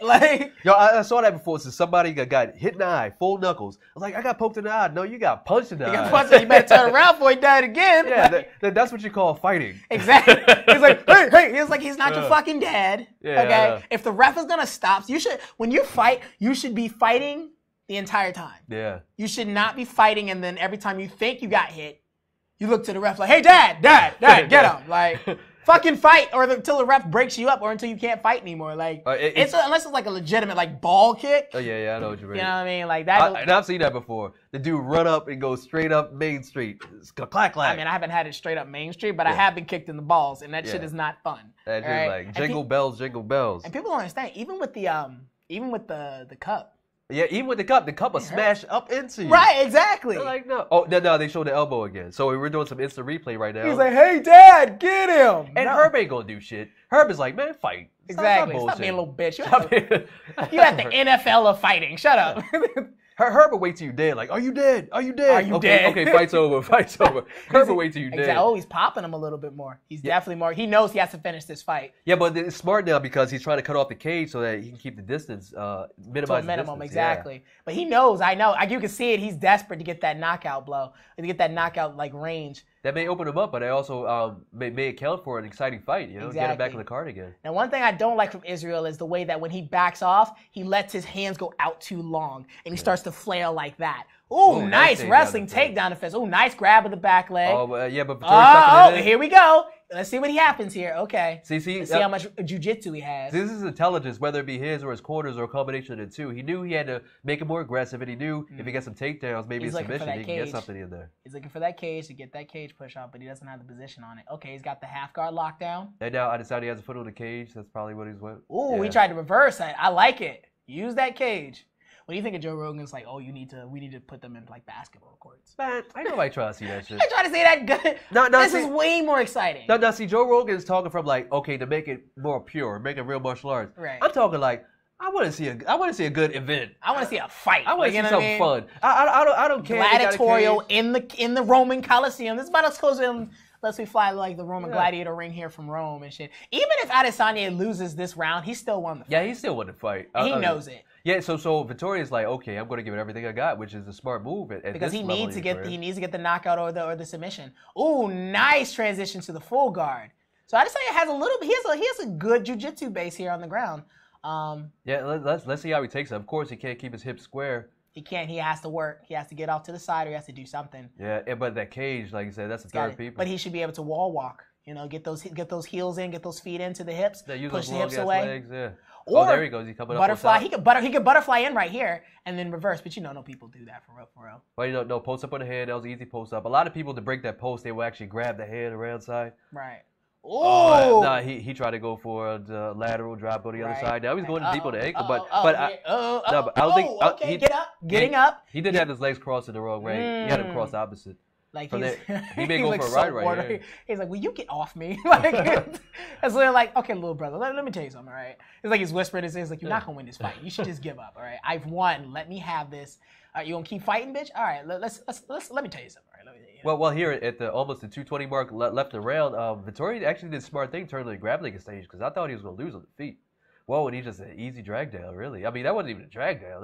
He just gave up. He was like, you know what? All right, let's just chill. Let's talk about this, all right? Let me talk to you for a second, all right? Okay. Let me explain something. Let me explain something to you, okay? I'm going to win this round. I'm going to win this fight. Even though Adesanya was on his back, that may be the case. I mean, he knows. All he has to do is hold him a little bit, taking seconds off the clock. But I want to see something because Adesanya. I don't I think it should be. I think he's doing exactly what he needs to do to win the fight. He's doing what he needs to do, but it's like we saw him so great on the feet. I want to see, does he have anything on the ground? But that may be for another fight. Doesn't need it. Yeah, that means that's for another fight. That's too much. He doesn't need to. He's won this fight. If he can not get knocked out and submitted, he's doing exactly. See, I hate that factor that people keep saying like fighters need to keep. If I've already run 1-2 rounds, I have no incentive to keep pushing the pace. Yeah, push it. No, I'm just like, no, I'm a coast. I'm gonna keep myself healthy. Make Uncle Dana happy. Push. And then it takes more time off the clock. Herb. Herb like stop with that bitch shit. All right, fight. What it is that he's at the last 1 minute, and then like they want the crowd. You gotta give the people what they want. Man, that's why I like Herb. Like, okay, he got him a little bit. So he's a little lazy here. Minute left in the fight. Oof, man, that head movement is the only thing that's really saving him for real. So Vettori hasn't quit. I mean, it was a smart strategy to take it to the grappling edge, and he's still striking. But Adesanya, like I said, is just too far ahead on the scorecards. Vettori needs to go. He needs to dump it. He needs the adrenaline dump right now. He needs to use that 1 minute of adrenaline dump he has. Headbutt, fish hook. Okay, this isn't Lethwey. Oh, right? Yeah. Nutcracker. Still Lethwey. This is not Lethwey, although Lethwey is definitely a crazy art, man. Oh, I love that. Headbutts. The first time I saw that, I was like, you can do that? Oh, you can do that in Lethwey. Like, they just boom. Like, I'm just like, oh, shit. Like, okay. So they're trading right there in the middle of the cage with 20 seconds left. I mean, I'm liking what I'm seeing. It's actually a fun fight. But, yeah, Adesanya, and they know it. They know he's won. Oh, okay, now 10 seconds left. He can do something crazy. Cartwheel kick. Jump spinning, hook, back spinning, hook, crescent. Boom. No, so they're just going to trade rolls in the front. Nice. Tried to okay, Herb is like, all right, it's over, fellas. Herb almost got it. When you putting your arm up, you lost. Hey, he's like, just another day at the office, whatever. Do some paperwork. Nothing big. Yeah, he doesn't look too worse for the wear. Nah, he's got a little something under his eye, but move of the fight. I want to see the elbow to the eye socket. So is that it? You think that's what it's going to be? Boom! And that calf kick, man. People need to kill that shit out. Boom! No, man, I love that. Fuck that cat, man. He said, man, fuck that calf kick. My legs still hurt from like last week. People see, there we go. He blocked it though. He didn't even touch him. He like got his glove, but his head was. Yeah, we were talking about that elbow to the eye socket. It looked kind of suspect. No, I saw it. Like it went right here. It might have clipped him a little bit, but I think he was trying to. Like milk it. No, I think it's all about his pinky. You see, when you do an elbow, your pinky. This is the proper technique. You got to spray your pinky when you throw your elbow. Spray your pinky. You got to spray your pinky. That's what happened. The pinky hit him in the elbow. But that was a good fight by Adesanya. Like I said, they're trying to make him the next phenom. So it looks pretty good to me. If John Jones don't stop fucking up, that ain't happening. I'm off that goddamn train. I am off that train. What do you think of like Francis Ngannou? No, he's good. He needs to come back, but I'm tired of this trend of like heavyweights getting to the pinnacle and falling off. Like I expect Shane Carwin to have a belt by now. Where is that guy? Thank you. So I hope for Francis doesn't go that route. Well, Francis, he has an amazing story. Oh yeah. Talk about homeless and working in the salt mine or something in France, and he came into the gym one day, just started hitting. And like in his fight, he was like, all he does is hit pads and lift weights. And I'm just like, what? He's like, what, you have no wrestling, son? Oh, okay, I know what the fuck to do here. Like, that's exactly what Stipe did. Exactly. He was like, oh, okay, 1 second. He's like, but you have none? What the fuck? So he'll get what he needs, like I say. He's new in his sport. He has a great story, but he's still pretty young. He's in his 30s. Yeah, but as far as in his sport, like he's only been doing it for a few years. So. Well, that's the thing. Like a lot of these cats have been doing it for a long time. Yeah. Or longer than him. He's relatively older as he coming into the sport a little older. Yeah. But he definitely has the hardest punch. Yeah, without a doubt. Jesus Christ. No, but that's the thing about the heavyweight division, more so the lighterweights. You can fight longer as heavyweight. You can get away with that. I've seen that a lot more. No, because all these lightweight guys, they always complain to me like, yo, your body start breaking down, you're too small. The heavyweight guys are like, as long as I can eat biscuits. As long as I can eat biscuits. Yeah, add to my gut. I can just lay on them. Well, is that the weight class or is that the choice to weight cut? No, well, both weight cutting definitely, but I think the weight class because you can use that weight. You don't need the speed, because as you go older, you need speed. You can still use your weight advantage. I don't know. I feel like because as the more you weigh, the more your body has to work. Yeah, that's true. Because you have more mass, you have more weight to you, so your blood has to pump a lot more. You need more nutrients. Yeah. Your body's working more. So I feel like and also it's a lot of their training methods. A lot of these guys are sparring hard still. Yeah. So that definitely takes like years off your cognitive like life. That takes a years off of your physical shelf life. You know, that's why Donald Cerrone is able to do what he does now at this point, because he doesn't hard spar anymore. I honestly think one of the things that a lot of fighters need to realize is that, while weightlifting gets you strong, it's better to be more functionally strong in different aspects and like in a more complete. That's why I love people like George Rush St. Pierre who do like body weight workouts. And he does gymnastics. Like you know what I mean? It's much more impressive to be able to explode 1,000 feet off the ground than it is to throw a deadlift, 600 pounds. And it's more functional. Yeah. So, and a lot of people don't understand, like, doing weightlifting versus doing body weight. Like, weightlifting, it taxes your nervous system in a different way than it does with body weight. Because when you're moving your own body, everything is working together. It's almost like your body knows, like, okay, this is me, this is something foreign, all right? If it's something, your body is, so your body is almost designed to handle itself. Yeah, it's always designed to handle itself. Yeah. I mean, it's designed to do things like, carry boulders and shit and stuff. But the way a lot of these people work out, that's all they're doing is the weight training, and then they're doing it wrong, and their body's not strong enough to handle like these, because you're not weightlifting in the cage. I've met that guy. Yeah, I saw him too. I thought mix it up. Yeah, mix it up. Yeah, you fought at that one too. The elite and eloquent of mixed martial arts, whatever it's called. Mix it up, LLC. But fuck that promotion. I'm not gonna lie about that. But if you're just tuning in, Adesanya won. Yeah, of course. That wasn't he dominated. He absolutely. Oh, there's Carlos Condit. I actually like him. No, Carlos Condit. I've been liking him for a while because he's like a gritty guy that'll go through, but he'll sneak into some really masterful techniques in there. That's how he got a lot of his wins. I mean, I just like his particular like stance. Alex Oliveira. I like his particular way he fights. Like he fights like he has a traditional kind of like tie. Yeah, he really You know what does. I mean? But he it's like kind of like, you would, like, a lot of people when they see that, they're like, oh, easy wrestling technique, but it's not. It's just like when I saw like Wonder Boy fight for the first time, I'm like, fucking take his leg. Like, you can't do that. You can't do that. It's hard. But for the longest time, people thought like doing things like karate and kung fu. Well, maybe we haven't seen kung fu, but karate in the cage. Oh wait, we have Kong Le. Did he win? Yeah, he was a Strikeforce champion. Come on now. Hey, you're not going to talk bad about mixing up and Strikeforce in the same bracket. Let me tell you something, okay? They had, as much as I respect him, Kimbo Slice was not a mixed martial artist. Kimbo Slice is not indicative of the strike. But he was their poster boy. Yeah, man. You know what I mean? Like, come on I'd now. make him a poster boy. Like that. Kimbo Slice. He be in a video game. Kimbo. Was he in a video game? He should be, with braid his little beard. Oh my God. Yeah, Kimbo. I honestly, like, the way I look at it. Positive things, right? Great Positive things. He was strong. You're talking about Kimbo, but you need a celebrity fighter. You need a celebrity fighter. Like, every organization got a celebrity fighter. You know what I mean? That last one between him and Dada was...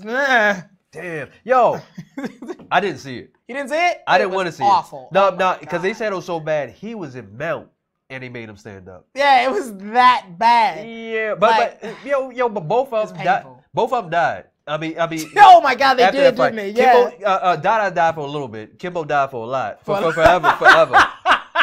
After that shit. Sorry. He said Kimbo died for a lot. Yeah. I think he's just dead. He's just dead, yo. So it's like, they shouldn't have put that fight on. Everybody know they shouldn't have put that fight on. That was like awful. That was like when you try to take the social media, to try to take this old hypes up and then try to put it into the real world. It's like, nah, man, it ain't built for that. You can't make WWE the real world overnight. It's really bad. Oh, I'm sorry. Yeah, I was trying to see what you were saying down there. Oh no, that's it. Right. It's really bad because it's like, Edson Barboza. Oh my God. Ew, next Saturday, Edson Barboza versus Kevin Lee. Who do you think's gonna win in that fight? I personally am pulling for Barboza. I think Kevin Lee's going to win that one. He's a little younger. No, he had a great fight last time. Who did he fight? He fought Khabib? No, Ferguson. Tony Ferguson. Yeah. Did he win? No. Tony beat him, right? Yeah, but you could see he had a big ass staph infection on his chest. Yeah, that was pretty. I don't know why they let fighters fight like when they have staph infection. That shit is ridiculous. Now, Uncle Dana. You better get out there and make Daddy proud. Make me my money, boy. Make Daddy proud. Exactly. I'm just like... He ash it out on the fighter, right on the fighter's head. Get up. Make me proud. Get up. You ain't dead. Yeah, you ain't knocked out yet. You ain't dead yet, boy. Go up and make me my money. I'd have been pissed. I'd have been like, I'm not stepping in that cage with a staph infection. That shit's isn't it contagious? Yes, it's That's contagious. What I'm saying. Like, we sweating all over each other. I got to clinch with this guy. He's got a staph infection on his chest. Like, bitch, if you don't get the hell out of here. You know what gets me? After they end up fight, they covered in blood, sweat, they got open sores, and their girlfriend coming in like, oh, I love you, baby. Yeah, that's a little nasty. I'm like, dude, man. It's not okay. Get some baby wipes. Can I get a patch on that first? Like, yeah, he had staff, and also like the staff made his weight cut back. I'm not giving him excuses, but it's like for those who don't know, staph, like it puts you, like say you're at 100 and you have staph infection, you're at now like 60. Yeah, I mean, for pretty much, it's a infection throughout the entire body. I mean, it's centralized somewhere, but it affects your entire body. It's centralized in the central nervous system. Yeah, exactly. It affects like all infections and things like that affect your central nervous system. Yeah, he knocked him cold. I've never been knocked out, and I don't ever want to find out what it's like. But it's awesome. No, if you get knocked out, you just chilling, you fighting, then all of a sudden you at home watching cartoons. Like, how'd I get here? Oh, I like this. That's awesome. That's great. This sounds. I would be worried. Like I'd be like, I thought I was fighting. It's like Star Trek. You know, you get beamed down. Yeah, so you're just chilling one day. Okay, for all the ladies out there, Alex Oliveira has some of the most prettiest eyes I've ever seen in my life, and I'm completely secure in my sexuality, so I can say that. Man, you've been modeling too much. You see eyes. I don't even see that shit. No, I mean, pretty eyes are pretty eyes. Like he probably get hella girls, like or hella guys. I don't know what his purposes are. Now he just go to the club like this. Exactly. Second one is like, you want to go home with me. No, he don't even say that. He just go like this. Exactly. Wait, he's Brazilian, right? Oh yeah. Exactly. Alex got Cowboy Oliveira. Oliveira. Yeah, it is. There it is. Yeah, the Cowboy. Where the Cowboy at? Yeah, because I know somebody down here who used to do that. Hashiano Mello. He was like, yeah, man, we wear cowboy hats. I am in the country, you know. I'm like, okay, whatever. I mean, I'm from Brazil myself. Oh, were you born there? Yeah. Oh man, when did you come in? When I was very young. Oh yeah. Yeah, back and forth a lot. So. No, which part? Rio de Janeiro. Oh wow, you in the city. Yeah. Well, I mean, I'm from the favelas. Oh, favela. Okay, yeah. I'm from the hood. Yeah. I'm from the shit. I'm from the place where they call them shit. What did Trump call them? The shithole country. Shithole countries, exactly. Yeah, he was pointing up a map of where you live, like exactly. Shithole country. I don't even think he knows how to spell shithole. Man, Trump is like, he the type of person that say something, and a regular person be like, oh, I shouldn't say that. But he won't get to that point. He'll just say it. It's a certain part of the brain that processes certain stuff. Yeah. And you have these thoughts, and then they go through this like processing plant in the brain. And then it swirls around in there. Our consciousness decides some of the shit is wrong, and then the good shit comes out more reformed. Trump doesn't have this plan. No, he doesn't have that. It goes here and then just comes out. It just comes out. And then normally a person will like, man, I messed up. He's like, nope, on to the next one. Nope, on to the next. I'm a dick. I'll be the first to say I am an asshole. Nothing gives me more pleasure in life than offending people sometimes. But offending them with the truth. Yeah, you're ugly. You're never going to melt anything in life. I don't give a fuck how you look. Like I'm talking about like your personality. It's just like let me tell you something, okay? Your kids are going to jail. I would never say that. Damn. Oh, that's just me. Awful. That's just you. I apologize. What? I just want everybody to know out there. I don't endorse anybody's kids going to jail unless they absolutely deserve it. Man, you don't need to be a parent. Let me tell you something, okay? But yeah, Killmonger 2020. But hey, sometimes you got to give it to us straight. Oh, and you're the perfect sport because if they don't like it, hey, sign the paperwork. That's the thing I be telling people. Like I be telling people this all the time. People are really like in a position like when they're like, oh, they're not humble. Like one of my clients, she likes what's her name? Namajunas, yeah. Rose Namajunas. She likes her a lot. And I'm just like, why? She's so humble. She's such a badass. And she's like, I don't like Joanna John Jacek because she's all talking trash. And I'm thinking about something like, my job description, it doesn't tell me to be humble. I fight. Like, I don't have to be nice about it. And she's a fighter. I mean, for one, she sounds like a persona. She doesn't go home and go to her husband or her be like, her I'm wife the boogie woman. And they go home and like, shut up and give me my food. Like slapping the shit out of her significant other or whatever. No. When she go home, she relaxes. When she gets on camera, she puts on the show. She puts on the show. Hey, I don't have any and that's what problem people with that. don't understand. Like, they think someone's like genuinely like not humble, but like what people don't understand is that they're trying to make money. Yeah. And if there's one person who has showed you that no one comes to a fighter that they likes fights. Yeah, it has been Floyd Mayweather. Ah, Floyd. How many people you know that bought his fights and pay-per-views because they want to see if he was going to get knocked out? Oh, damn. They kept buying, right, exactly. They kept buying the Manny Pacquiao fights. No matter how many times he kept losing. I bought it twice to double my odds. Right. Exactly. It's like 50-1 on Pacquiao. He gonna get it this time. Yeah. I can't stand Floyd. But if there's one person a Conor. did Carter, you know, Floyd has done it. And the one person I think, like, Mighty Mouse Johnson is probably the most well-rounded fighter in the entire pound-for-pound divisions. Yeah. And no one outside of, like, hardcore fans really know who this guy is. Yeah, I know. That's pretty rough, too. It's not rough. It's because he's not talking shit. He needs to. He start talking shit. No, he's on Twitch cussing out those 4-year-old Korean kids. Is he? Like you ain't shit. I kill you in Call of Duty all the time. Yeah, is that what he does for real? Yeah, he's on Twitch. He goes home and starts gangbanging on kids on Twitch. Yo, hell yeah. No, because some of those kids deserve it. I've been online, and some of these kids are fucking assholes. I've never been called the N-word more in my life than playing Call of Duty. Yo, if you want to know if racism still exists in America, go on Call of Duty and Twitch. Play Call of Duty. Play Call of Duty and like put on a black persona. You'll be called the N-word more times than I think your grandfather or grandparents has ever been called it. Like it's almost comical. Yeah. Like you get mad at first, and then you just kind of just like this. Right, so somebody tried to do it in real life because they were twitching like, hey, here's how I'm talking video games. We were driving. I fucking hit the brake. He was driving. I hit the brake. Motherfucker, this is Earth. This is real life. You don't do that shit. You don't do that shit in real life. Yo, I remember Stipe Miocic was talking about like how he was online and he was playing games. He's a gamer. Yeah. And he was like, I'm not good at it, but like one day these kids are talking shit. Like he was like, man, I'll fuck your wood. He's like, well, he was like, man, I'll meet you anywhere. He was like, what if I actually gave him my address? Oh, that'd be and so then good. I showed up, and then it's the fucking UFC heavyweight champion, Stipe Miocic, that you was talking shit to. Like, how many times could you shit your pants before you died? Wild dying, shitting your pants. Just a stream of shit. He never touched you. You just shit your pants and die. Sorry about that. No, knocking around my nuts. No, but so it should be 2 more fights. That's why I like these. They're short. UFC's on 5. It's like we did pay-per-view last time, and I was like Uncle Dana's like, yeah, I gotta get out to the clubs. I need y'all to get these fucking fights over with. Hell yeah. Make me my fucking money. I gotta spend $12 million at the slots. 12? Are you fucking serious? No, I'm just like Jesus and all the disciples. All of those dudes, like John, Anik, all of them talk about how much they gamble. I'm like, really though? I went to Vegas. I spent $1. I was like, no, this don't work. I have been to Atlantic City. I've been to Vegas when I was a kid, but I've never really been a gambler. But just comes a point where people are like, oh man, you just get into it. I don't give a damn how much I'm winning. If I lose like an amount that even I'm just like, I think it's time. I'm up. I'm out. Call it. If I lose my McDonald's money, it's it. I'm starting to fight. If I lose my dollar menu money, you should be ashamed of yourself. No. First of all, why do you have dollar menu money? Somebody could get elbowed in the eye socket like that last fight. Hey man, I'm gonna take it. You wouldn't hit a man with glasses on, would you? No, I would take them off first. Let me hold those. It's like, hey, you can elbow me all you want. I will forever still say McDonald's is shit, and you shouldn't be putting it in your body. Oh, dang, I don't care what you're selling me. I feel so bad about the fact I'm about to go get a Happy Meal after that. No, I'm just playing. I'm just like, hey, man, I'm just playing. I'm going to go home and cook me some steak. How about that? All right, so here we go. We're talking shit, but here's the fight. It's Carlos Condit versus Alex Oliveira. And round 1, 4 minutes, 53, 52, 51, 50. And Oliveira's dancing around like a cowboy.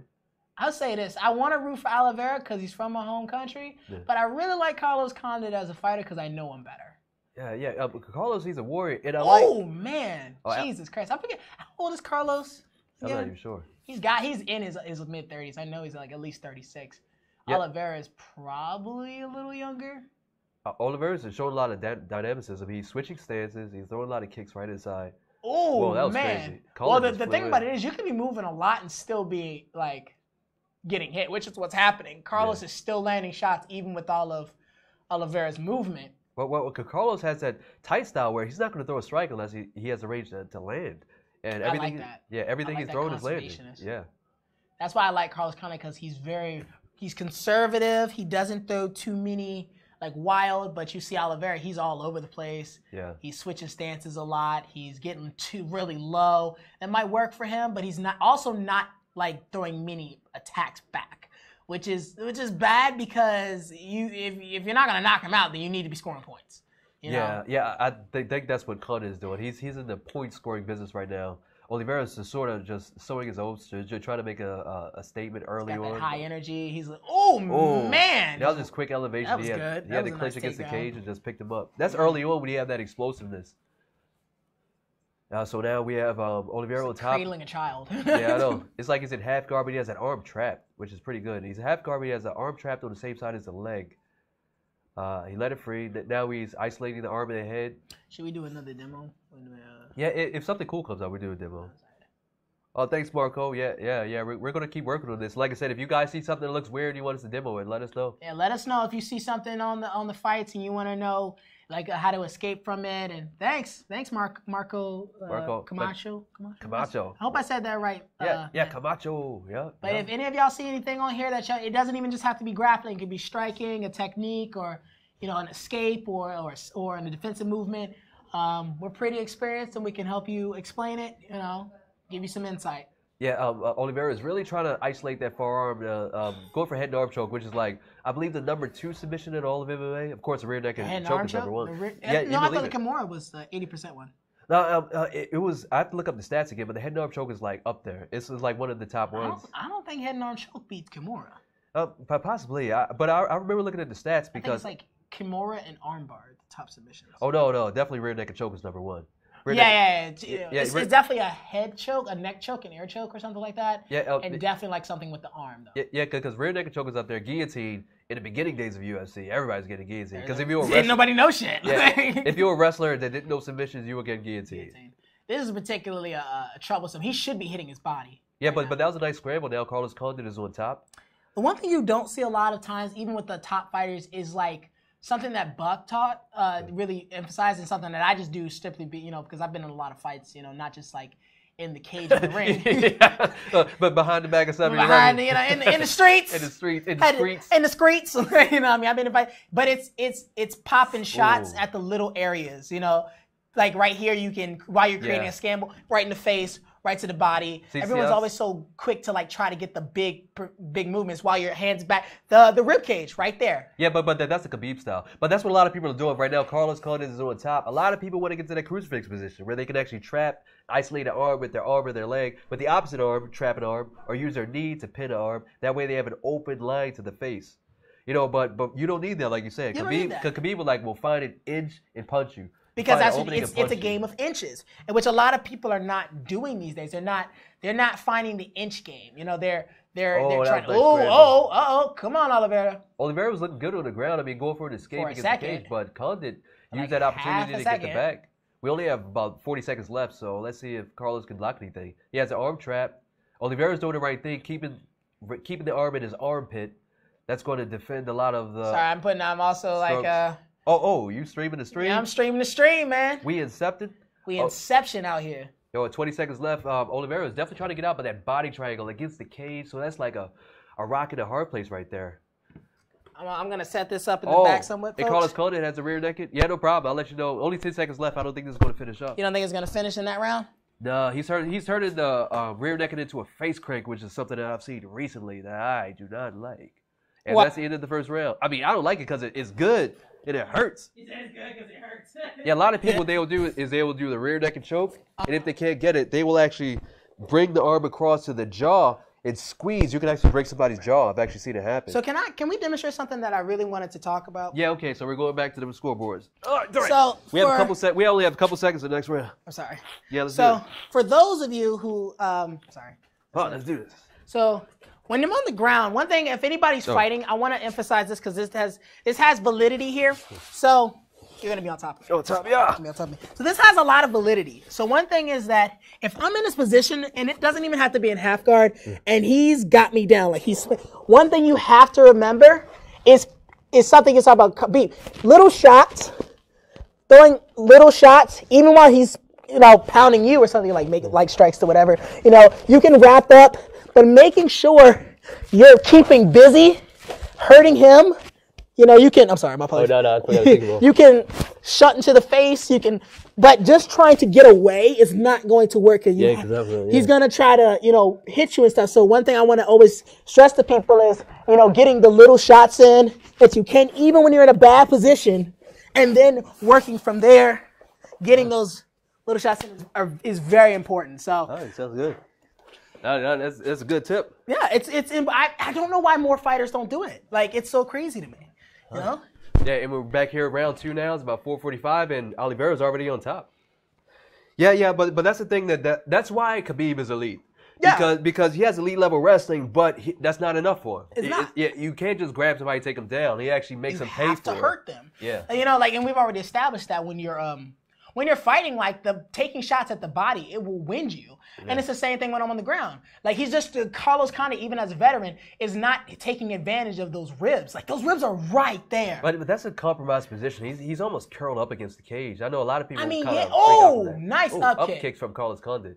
See, he has a room now. See, what you was talking about, when you're close, that's what you're supposed to do. When you have room, that's what you're supposed to do. When you have room, yeah, you can take those big shots. But one thing that people don't do is, like, I think they feel like the little shots don't do a lot of damage, but it adds up. Oh yeah, without a doubt. You know, like hitting that body, and these guys are ripped. So like you hit them, it's gonna hit right to the abdomen. And I mean, oh, rib cage right there. Fuck your ribs, nigga. You know what I mean? Fuck your ribs. Fuck your ribs, nigga. Fuck your ribs. That's what I would say if I was in there. Fuck your ribs. Oh yeah, and talking shit. Oh hell yeah. Oh, I'm a shit talker. I'm a shit talker. Yeah. I'll be in the air and say, like, if I know this is fucked up, but like during one fight, it was a street fight. The guy didn't really know how to fight, so I'm grappling with him on the ground. I'm just got him in like the beginnings of the rear naked choke, and the entire time I'm like in his hands, like, I'm so gonna rape you tonight. Like, this is gonna happen. It's fucked up, you know what I mean? Oh wow. Oh, okay, so we finally have a reversal. It's about 3 minutes in the round, and Oliveira's been on top the entire time. Now Condit is on top. Let's see if he does some of that gritty stuff that you're talking about. Yeah, that gritty. Yeah, hit him in, and it's totally legal. Yeah, but Oliveira has a nice tight grip around that. Like right across the face. Punch right across. See, he's checking his arm, but if he just really fast switch right across the face right there, that's right on the chin. Oh, son. Oh, he's gushing. Oh, he's gushing from his Condit is gushing from his eye. He is bleeding. Oh my God. Is that Condit or Oliveira? That's Condit. Yeah, because it's dripping on the mat now. Yeah, that's Condit. Well, he's a cutter. He's known for that. Yeah, he does bleed rather easily, doesn't he? Yeah, Condit is doing the old school style of, okay, if you're in the guard, posture up, drop down. Posture up, drop down. You better watch out. Oh, clipped him on the face. Yep. Mm-hmm. Yeah, he felt it. That got him. Oh, guillotine. Guillotine. He's got it. It's in there. Now he can defend. It's in there. Yeah. He's tapping. Yeah, he's tapping. Yeah, he's either going to sleep or he's tapping. No, what Carlos did was pretty. Oh, he may be going to sleep. What Carlos did was good, nice. He actually got his arm in there so he could wedge and get an ankle. He's got it. But that's pretty deep though. He's collapsing. Carlos Condit is. It's over. Come on, stop it, ref. He's got it. Yeah, I don't see Carlos moving at all. I don't either. I don't know if he's defending. I can't see an angle. Oh, shit. Yeah, because if he does have it, he can't hold it for too much longer. I mean, he's going to kill this guy. Yeah, pretty much. I mean, he had to let it go.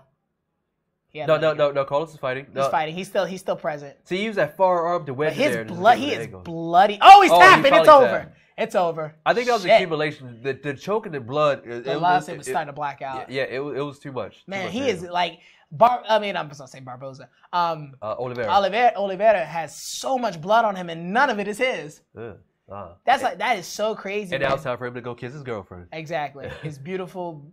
Brazilian girlfriend. Like, how you doing, baby? Like, that was my girlfriend. Exactly. Like, man, get your ass to the shower. He's tired though. The crazy part about this is like when fighters are known bleeders. I mean, what can you really do about that? Like, so many fights will get stopped because you will bleed out. Or you'll bleed so much that it'll look just really bad to the ref. I don't know, like, is that like, you think maybe he has a blood disorder of some sort? No, I mean, scar tissue plays a big factor. And then also, you know, it's just like getting knocked out. Once you got knocked out a few times, it's easy to get knocked out. And so what do? You just give up? You just quit? Or you do what you've been trained to do? Some go down to Dr. Feel Good, you know, Mr. Bing! Okay, look at the movement. Boom! Right there. Oh, that was the one where he craped. Oh, right there across the face. Up kick. It was like a swipe kick. And after that, swiped across his face like a credit card. Oh, and his blood is smearing across the canvas like a paintbrush. Jesus it's pretty rough. Christ. Like this, I don't know if y'all see this at home. I'm sorry, I'm streaming the stream, guys. It's all right. Hey, you can do it on your phone. I can't do it here. YouTube will shut me down. The stream, guys. Just want everybody to know this is my boy Imani. We are. What is this called? The highlight fight? Yeah, this is highlight fights. We're just doing our fight commentary, or what do you call it? Fight companion. Fight companion. This could totally be a fight companion. This is top fight companion. That's what we're doing. We're not exactly Joe Rogan or Eddie Bravo, but we're trying to get there. Yes, we are. How you doing? My name is Joe Rogan. I'm from Boston. Why do I gotta be Eddie Bravo? Hey, tell me about the reptilian aliens that make sure that my money makes chemtrails. So let me tell you something, guys. The pyramids in my money makes chemtrails. When they made the pyramid, let me tell you something. Okay? Them pyramids, it's a game, it's a scheme. No, hold up. Earth isn't flat. It's more like a triangle that's turned over. It's turned over. Yeah, that's what it is. It's the government. It's like because it's so crazy. Like it's like when he talks, his voice like really raspy. Yeah, I love it though. No, but you know what it is, Eddie Bravo.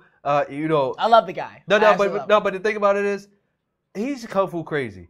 He said he's kung fu crazy. Nah, what does that I know a lot of black belts that run schools that have been doing it forever, and you look at him, it's like something ain't right. He's kung fu crazy. That's what I call it. You know, the old black belts been doing it forever. It's like, hey, he's a cool dude.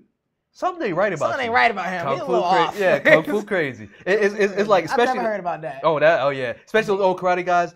They're looking at you, but they're not looking at you. Looking about the 8,000 different ways they could take your judgment out. Yeah. It's like they're not cross-eyed, but they're looking at two people at once.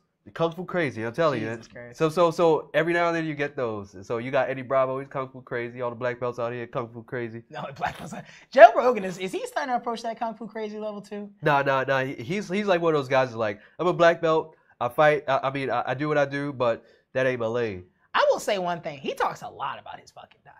He talks about his HGH that be shooting up in his forehead too. Man, his forehead. I want some of that shit. I want some HGH. I've made a promise to myself that when I stop fighting competitively, I'm gonna be on all the hormone drugs. I'm gonna piss so hot it's gonna start a fire.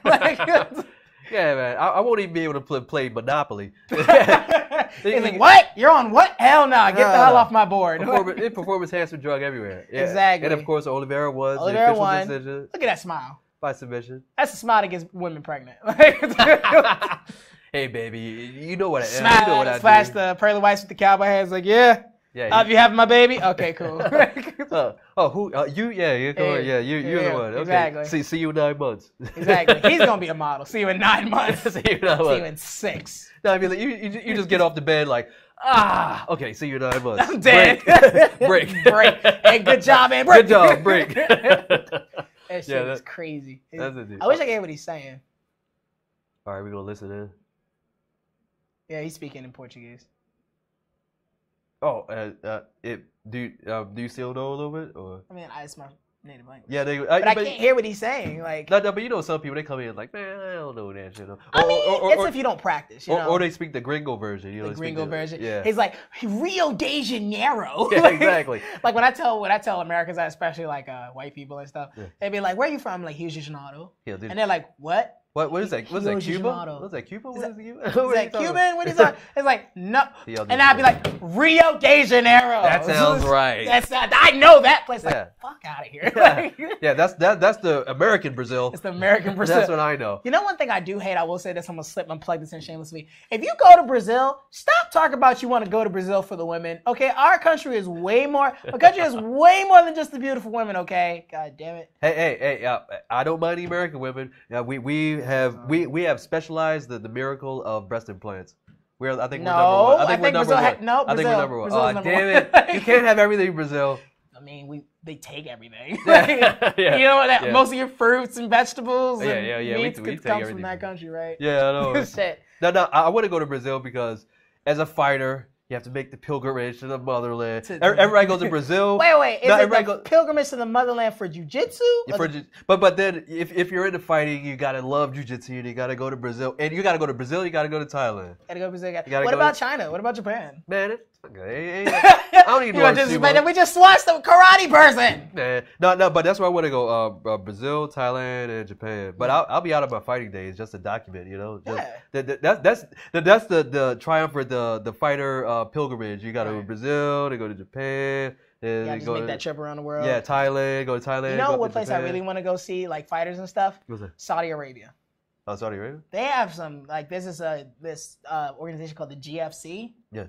GFC. Yeah, I haven't seen that. They're ridiculous, man. Hey, but Marco's still rolling with us. He said he's Portuguese. Yeah, we got people all over the place. Yeah, his name. Yeah, there we go. Hey, Marco. Hola, primo. ¿Cómo va? That's how we do it. Oh, but here we go. The main event, Justin Gaethje versus Dustin Poirier. Dustin Gaethje versus Dustin. Two Dustins. No. Is it Justin or Dustin? Justin, man, you got me confused now. That's what I was saying. Justin KG versus Dustin Poirier. Man, it is horrible. We supposed to be commentators. I don't even get. No, you got it right. I got it wrong. That's because I know Dustin Poirier. I've heard of Justin KG. Yeah, Justin KG. He was the World Series of Fighting champion. Don't start. I'm not gonna say anything. I mean, I will say this: out of the organizations that pay the most, WSOF pay the most. Yeah, they actually gave their fighters like most of the money that came in. They gave straight to the fighters. Right? Yeah, like Phoenix Jones. I don't know if anybody knows who that is. Like he was making more money than Ronda Rousey was, and most of the upper belts were in the UFC, and he didn't even have a belt in the WSOF. Hey, wow. Yeah, which is fucking ridiculous. Like if you're the NFL of MMA. Well, Dana White doesn't control the UFC anymore. He does the matchmaking because since he sold it to the what was it, the Zuffa brothers? The Zuffa brothers created Zuffa. The Fertittas created Zuffa as the promotional arm for the UFC. Right. So and then Dana runs Zuffa, but now WME bought the UFC. Okay. So they have bouncing this shit around. Yeah. So but Dana is still the promoter. Right.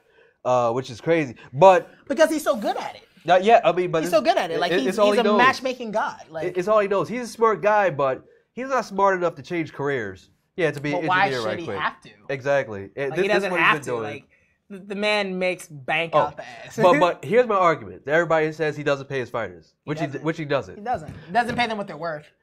Here's what he's been doing. He made MMA.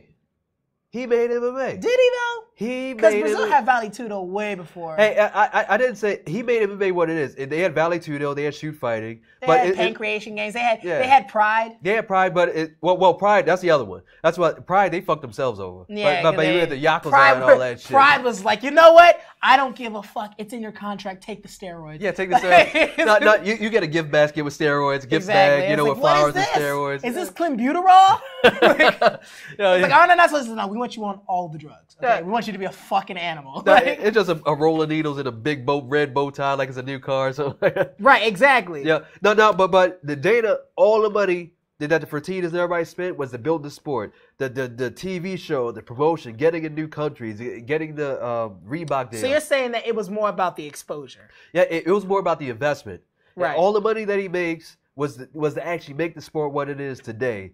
And also to keep it where it is, because one bad night. That's what happened to Pride. That's what happened to Vale Tudo in Japan. No, one bad night. It wasn't one bad night. It was a lot of bad decisions over a long period of time. No, but I'm saying one bad night could hurt the UFC, could hurt the whole entire sport of MMA for a long time. You have one guy get, Lord forbid, killed in the cage. You have somebody act out, and the sport is over. It's just that hard to maintain. Connor's been showing his ass. What do you mean act out? Oh, he's going to be the one. John Jones hit a woman in a hit and run, and people still fucking loved him. Like, what are you talking about? No, but that's like outside. Like, what he worries about is this production, putting on a show inside the cage. Yeah. This whole illusion, he has to maintain that whole illusion. Yeah, and that costs money to make this thing look like it does. It costs money. That's where all the money goes. That's where all the money goes. Is making this look good. Justin Gaethje. Yeah, Justin Gaethje. So when people say that, I mean, it doesn't. Ooh, shit. Oh, that's Michael power Johnson. up from a video game. Oh yeah, they got the graphics. But yeah, Michael Johnson versus Justin Gaethje, that was a great fight. But Justin Gaethje, he's psycho. He's like, give me more. Fucking crazy. Punch me. I eat punches. Give me more. Yeah, it's hard to fight fighters like that for a long period of time, man. Yeah. Because it breaks down the psyche of the other person. It's like, am I not hurting you? Yeah, exactly. What, I've been punching. You're bleeding. Why are you acting like you're not bleeding? Like, bitch, I know that hurts. Like, he hurts. A couple brain cells fell out. His eardrum. So he no longer feels. It's like, I don't feel. I only fight. I was like, what? That doesn't make any sense, bitch. What needs to happen with MMA is that it needs to get to the point where Dana can leave. And then once he leaves, okay, you can pay the fighters now. Because as long as Dana's there, he's going to keep paying money to get his place where it's never been before. That's where he's going to spend all the money. All his money does not go to... Well, hey, some of it goes there, and then the rest goes to him. His drug rolling dice. Exactly. Yeah. Okay, so a lot of the money go there. Then after that, because you got to think, he feels entitled. Like, you don't know what he's been through to make the sport what it is. He's like, you know what? Yeah, I do. I don't. No, but it's like, I made the sport what it is. I'm going to treat my kids to Disneyland with no people. I'm going to rent out the whole park. Yo, you know how balling you have to be to do that? Like Dana White balling. $5 million blown in one night. Like, Joe Rogan acts like he doesn't have money. That motherfucker has money. He talks about, he has money, okay? He talks about, like, when Dana White is going to the casinos blowing, like, $10 million at casinos and shit. You know what? I can't even dream about $10 million. I'm not allowed. It's against the rules. It's against the rules for me to even dream of it. I can't even write it on a piece of paper because my arm will start to hurt. It's punishment from God for me being so overzealous. Well, that's the only problem. The promoters balling like that. Meanwhile, you got somebody on the undercard eating ramen noodles every day. Right, and then bleeding his life out on your mats. Like, what the fuck? Yeah, that's the only problem. But so hopefully, when he finally goes out of the way, hopefully, as long as we don't have a Don King of MMA coming after him, then the fighters will start getting paid. The Don King of MMA. My problem with this whole thing is, okay, dog, we get it. You explosive. Nah, man, you got to show it off for the camera. Got to show it off for the do it for the gram. Get some baby oil. Squirt. Yeah, right now they're just showing highlights of all the fights. The main event right now, yeah. Damn. Okay, that's where that thing comes from. That uppercut was nasty. His tattoos, he got some pretty sick tattoos. But Justin Gaethje is a freaking psycho. That's Professional Fighters League. Yeah. And this was on NBC Sports. Oh, Professional Fighters League. I'll say that earlier. That's World Series of Fighting is now Professional Fight League. And what they do is at the beginning, each run of the fights is a season, is like a real season. So they're brackets.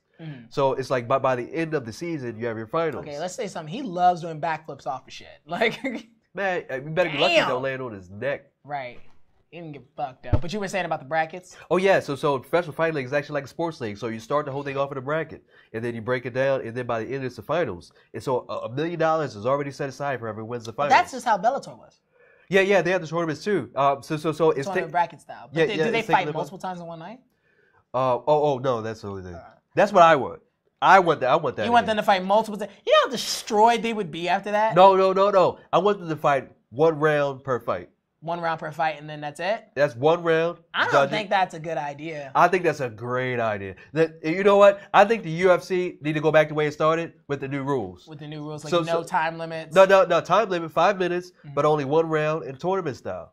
Because the thing about this, if it wasn't for the tournament... more action. Yeah, but if it wasn't for tournament style, nobody would give a shit about Royce Gracie. If he would have won his first fight by getting on R. Jimison and was sitting on him, like, okay, that was weird. I think that was more of like the hype of the UFC. I think it was more like Royce Gracie was vastly undersized, and then he was grappling. Like, people was like, oh, he's just gonna be laying on top. So when he started choking out these like great big people, that's what boosted him. Now when he started, but it took like 1 fight, 2 fight, 3 fight, all in one night. He did it all in one night, and that's what people are like. Yeah, exactly. Shit. Like, he fought multiple times in one night, which definitely like lends to a sort of like Iron Man endurance kind of thing, which which is good, but. Also when nobody in the bracket knows how to like grapple. Yeah, but that was a spectacle. But remember the first fight with R. Jimison with 1 glove? Right. It was real stupid. He took him down. He laid on him. R. Jimison tapped. If that was it, like that ain't the magic of Royce Gracie. Right. Or magic of Royce Gracie was like, okay, the next guy is a big guy. He took him down, choked him out. The next guy is a big guy, choked him out. It's like, what is this dude doing? You see that story progress in one night. I think that works for that time period. Yeah. I don't think it would work now. Oh, I would love to see it. I don't think it would work now, man. I think we've progressed too far past that. Those are days far gone when people actually didn't know anything about the sport. And it's like if there's only 1 round and everybody knows how to grapple and how to strike and everything, like you need more rounds to showcase what you can do. Oh, I see what you're saying. Yeah, you know because people are well-rounded, educated. It's like 1 round is not the full potential of a Everybody fighter. wasn't as educated with everything back then, so they only needed 1 round to show what they had. If it's 3 rounds of one guy just wrestling the other guy, and the other guy's trying to strike, they're gonna end up there the entire fight. Yeah, I see. Because it's like, okay, maybe he's outstriking him. He keeps trying to grab him. The entire fight, he's throwing like little piddly bullshit jabs trying to grab him. I don't want to see that for 3 rounds. Oh. But now here, you can strike and you can grapple because they're both educated in both things. You need multiple rounds in order to get that good fight. You understand what I mean? All right, how about 12 rounds? 12-round fight. Fuck Let's do that shit. 5 minutes, 2 minutes? 12. 1 minute? 1 minute? 5 minute, 12 rounds. Yeah, 5. Yeah, you got the cardio for that?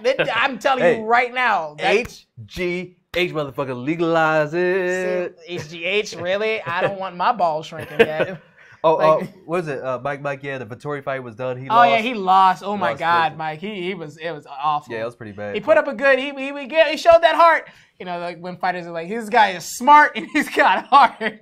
What was that? That was like we saw something like that. That was Brian Callen when he was talking. He was like, "Yeah, you see in Brooklyn, the white guys they don't want to give it to the black guys." It's like, yeah, the black guy he's got athleticism and he's strong, but this white guy over here in this corner, he's got smarts and he's got heart. Think the guy get beat up right now? The guy get beat up? Yeah, he's got heart, all right. Yeah, he's the smartest guy I've ever seen. Smartest guy I've ever seen. Right, exactly. 20,000 to get the shit beat. Well, CM Punk made up like what was it? 500,000 or something to get his ass busted. Hell yeah! If I was, I'd get my ass. You know what? Put Brock Lesnar in the cage. I'll just run away from him for 5 rounds. Brock Lesnar, you'll wake up in tomorrow. I put $500,000 in the bank. Like what happened? Oh, I'm covered in money. I'm covered in money. Exactly. You know what? I'm good. Now, but here we go. The walkouts. Dustin Poirier. So this is our main event. He has on headphones as he's walking out. Beats by me. Beats by Dustin. He said beats by me. Yeah, when he's coming out, the Reebok. Yeah, like I said, I'm not going to talk about this no more. But yeah, Dana was like, okay, I'm going to get them Reebok. I'm going to get him on all these major networks. But he needs to just be humble, sit down. I think. I say don't be humble. I say be as ignorant as possible. Be ignorant up until the point where because here's the thing. If I'm a fighter and like I'm gonna talk so much shit, if I ever made it to this, you'd be on it. I'd be like, yeah. I just want to go ahead and say fuck everybody. From the heavyweights on down, yeah, women can get it too. Damn. Like nobody's safe. Nobody's safe. Your mama, your grandmama. You little kid with the blow pop. Exactly. Yeah. But then I'm gonna go out there and I'm gonna show my ass in that cage. I'm gonna just be knocking my. It's like, yeah, if you want me to lose and shit, if you don't like me, buy my pay-per-views. I'm just knocking everybody out. I don't give a fuck. Knocking everybody out. Knocking everybody out. Knock the reporter out. Knock the reporter. I was like, if he gets in my face in that cage, I'm knocking him out. I don't give a shit. All right, you don't have to like me. I don't give a fuck. Because that's the way you make money. Yeah, that's how you do it now. Connor was stupid. Okay, he got all that money. No, but some people, everybody can't do that. Conor can do that. But here's the thing: Floyd talked a lot of shit too. But Floyd backs it up, and he didn't go fucking crazy when he got all that money. Connor backed it up, but then went fucking crazy and just thought he could do whatever the fuck he wanted. Connor started sniffing monkey shit. And all of a sudden, just like, I'm the king of the world, bitch. Get in my private jet. We fucking some shit up. We fucking some shit up. You didn't bring a dolly? It's cool. I think they got one there. I was like, yo, when I heard what he did to that bus, I'm like, okay. What was the point of that? No, I'm telling you, they're going to have the new UFC video game. It's going to be him on the cover with a dolly. It's going to, you can choose your weapon. Oh, yeah, I want to see how old because I've been paying attention to, okay, one is 5'11", one is 5'9", which is a significant difference. Okay, Dustin Poirier is a 5'9". But you see how Dustin Poirier has a 2-inch reach advantage on Justin Gaethje, who has about 3 inches on him in height. But Justin Gaethje, okay, he'll chew that shit I like how they mix the CGI in here with the real time shit. Yeah. For people not watching, they have like graphics flying around the cage. That's pretty dope. No, that shit is real. That shit is really in there. Really in there. They got shit floating. Like right above the crowd, just in the air. They got hologram. Tupac. They got hologram. Tupac with all of his unaired, unreleased music. This motherfucker make more records than an artist that's out here. Like he's dead. Like that's why I think Tupac not dead, motherfuckers. He just went into hiding. White guy mixtape with a beat that just came out yesterday. Exactly. Is that Migos? They got Tupac rapping over Migos. Oh, Migos. Officer, what are you pulling me over for? Over for. Tupac. Like what? Yo, how did that happen? How did they do that? Did he know Migos? What is happening? So here we go, Bruce Buff. Let's see if we do a backflip off the cage. He's crazy. Did he do a backflip off the cage? I swear that guy was flipping off his shit. Like, no, he was doing it until he busted up his knees. He blew out his knees to try to do a cartwheel spin kick. You not no acrobat, motherfucker. You just a regular. Now, you want to know something funny? How old is Bruce Buffer? He's like 80. I don't know. He's old. But he's like so animated for it. He doesn't look it. He's Las Vegas old. Las Vegas old. Las Vegas old. And Don King is like, hey, ho, and what do you know? No. What's his name? Wade. I forgot, but the guy singing out there, he's about 104, look like he's 28. Oh, shit. Your face that's is like surgery. Your face is like this. Oh wait, what was it? That white lady. What? Caitlyn Jenner? No. Oh, you talking about? No. I'm gonna go concert since I'm on AU campus. I'm gonna be very reserved about my comments. No. You talking about the fashion lady? No, it was a lady, not Joy Behar. I know you're talking about it. She's a comedian? Like really thin. Like she had so many plastic surgeries. She looked like that. she got like clothespins on her face. Exactly. Yeah, pull that shit back. I was like, who just texted me and stuff? What do you? Okay. So they doing announcements. They got Dustin Poirier versus Justin Gaethje. You know, you got to hype it up. Dustin versus Justin. That's gonna mess me up. Justin. Doesn't help that they're both two very, very similar looking white girls. Hey, no, they got different tattoos. Look at that. And one's a little bit more tan than the other. Yeah, he got the bad boy tattoos. That's almost as bad as having a tattoo. What is up with the eyes on the side of the ribs? I want to like, I'm watching you. No, it's bad boy. Remember the bad boy? They used to have the shorts with the eyes on the back. That was just weird. Like, why do I need shorts on my? Why do I need eyes on my ass? I'm not in jail. I need to be watching to make sure my ass ain't getting taken. No, it was better. I forgot who had the shorts with the logo on the dick. No, that's just weird. Hey, I was distracted. That was very. That would have been very distracting. Oh, is this a championship fight? Yeah. No. Title fights now are 5 rounds. Not title fights, main events. Okay. In the UFC. So if UFC on Fox, Fight Pass. Right. Yeah. So we're at round 1. We're at 448, what 447. People don't understand is 25 minutes of fighting is tough. Yeah, it's all right. I used to do it when I was in kindergarten. 25. No. 25. Kindergarten? Nah. Let me tell you something. Okay. I'm going to sleep in that cage. Yeah. Like, after I fight that, I was like, all right, Dana, we're going to make a deal. I'm going to fight this fight. But when I'm done, I'm not leaving out this cage, all right? I'm going to sleep. You better have a sleeping bag ready for me. No, but Poirier with a nice counter. This is a good fight. This is what I expected. It's pretty much a shootout. Justin Gaethje, fuck at him. He was like, bitch. Justin Gaethje has no problem with a shootout because he could take some shots early, even start to bleed a little bit. But wear his fighters down. That's the strategy. He wants to wear them down physically, mentally, try to break them before he actually goes for the kill. Yeah. He's like, that's why I had sex with your mom last night. No! But I like what Poirier was doing earlier. He was throwing some really tight hooks, but he was extending that elbow. So it's like the hook mix, you can tip him off with the elbow a little bit. I hate when you hyperextend it on a punch. Oh, yeah. But one thing I will say is like injuries make you learn shit. You know what I mean? Instantly. Like injuries like make you understand like why not to do certain things. No, but this is good. Yeah, they're staying it tight, which is good because Gaethje likes to get into these shootouts. Ooh, nice. Kicks his leg out. Yeah. Poirier had his leg kicked out. Yeah, this is only round 1. They need to slow down. Unless they keep going. No, these guys are like, you know what? Somebody's dying tonight. He said somebody's dying tonight. He's like, you gonna die tonight, Nick. One of us going night-night, Nick. You going night-night. You going night-night. About to put the paws on him. Jesus Christ. Yeah. I want somebody to be like a pastor or a preacher and lay the hands on him. Damn. Yeah, Gaethje's already starting to bleed. Oh, nice shit. Combo. Nice combo. He looked like a Tekken character. Yeah, Poirier is like super sharp on the feet. In that pocket. He's keeping his hands high, which is smart. The problem with that hands up. What people don't understand is that like people are always telling, like coaches will always forever tell you keep your hands up. That shit is hard, okay? Like it is hard to have your hands up like this entire fight. You gotta do it. You gotta drop it sometimes. I'm a big proponent of dropping it if you have the means, you know, you have the space and you have the acumen to like keep your head moving. Drop your hands a little bit. I'm gonna say it right there because it is very hard, especially when people. There's only but so much stamina you can put into your shoulders. Keep your hands up. Get the implants, get the shoulder implants. Get the shoulder implants. How do they help you? Man, you walk around like this. The aesthetic. You walk around like this. Might as well tie like a napkin around your neck and just have your hands held up like, I got little arms. Like Rex from Toy Story. See what he's doing like the K block, sort of like the elbow up deflect.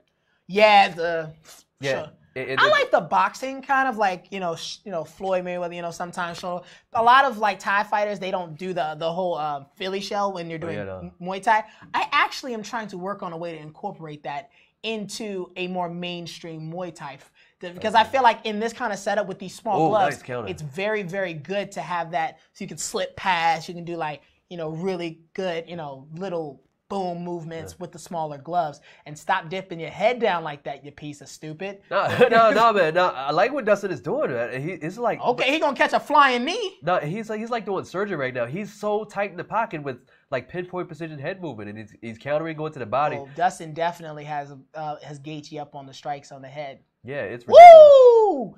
Get his ass. Yeah. Poirier is like a surgeon in his pocket. Damn. Which is a smart strategy. Is Gaethje wants to be here to start the war. Start the war in close. If you can find a strategy to actually negate that inside. So if you can stay in the pocket with good head movement, good body movement. He tapped. He's like, bitch, get boom. He's like, get that out the way. Go, move, bow. So if you take that inside war away from Gaethje, he doesn't have too much after that. Damn. Well, Gaethje's is the blue shorts, right? Yeah, blue shorts. Well, Gaethje is, he is like, he mushed him. Damn.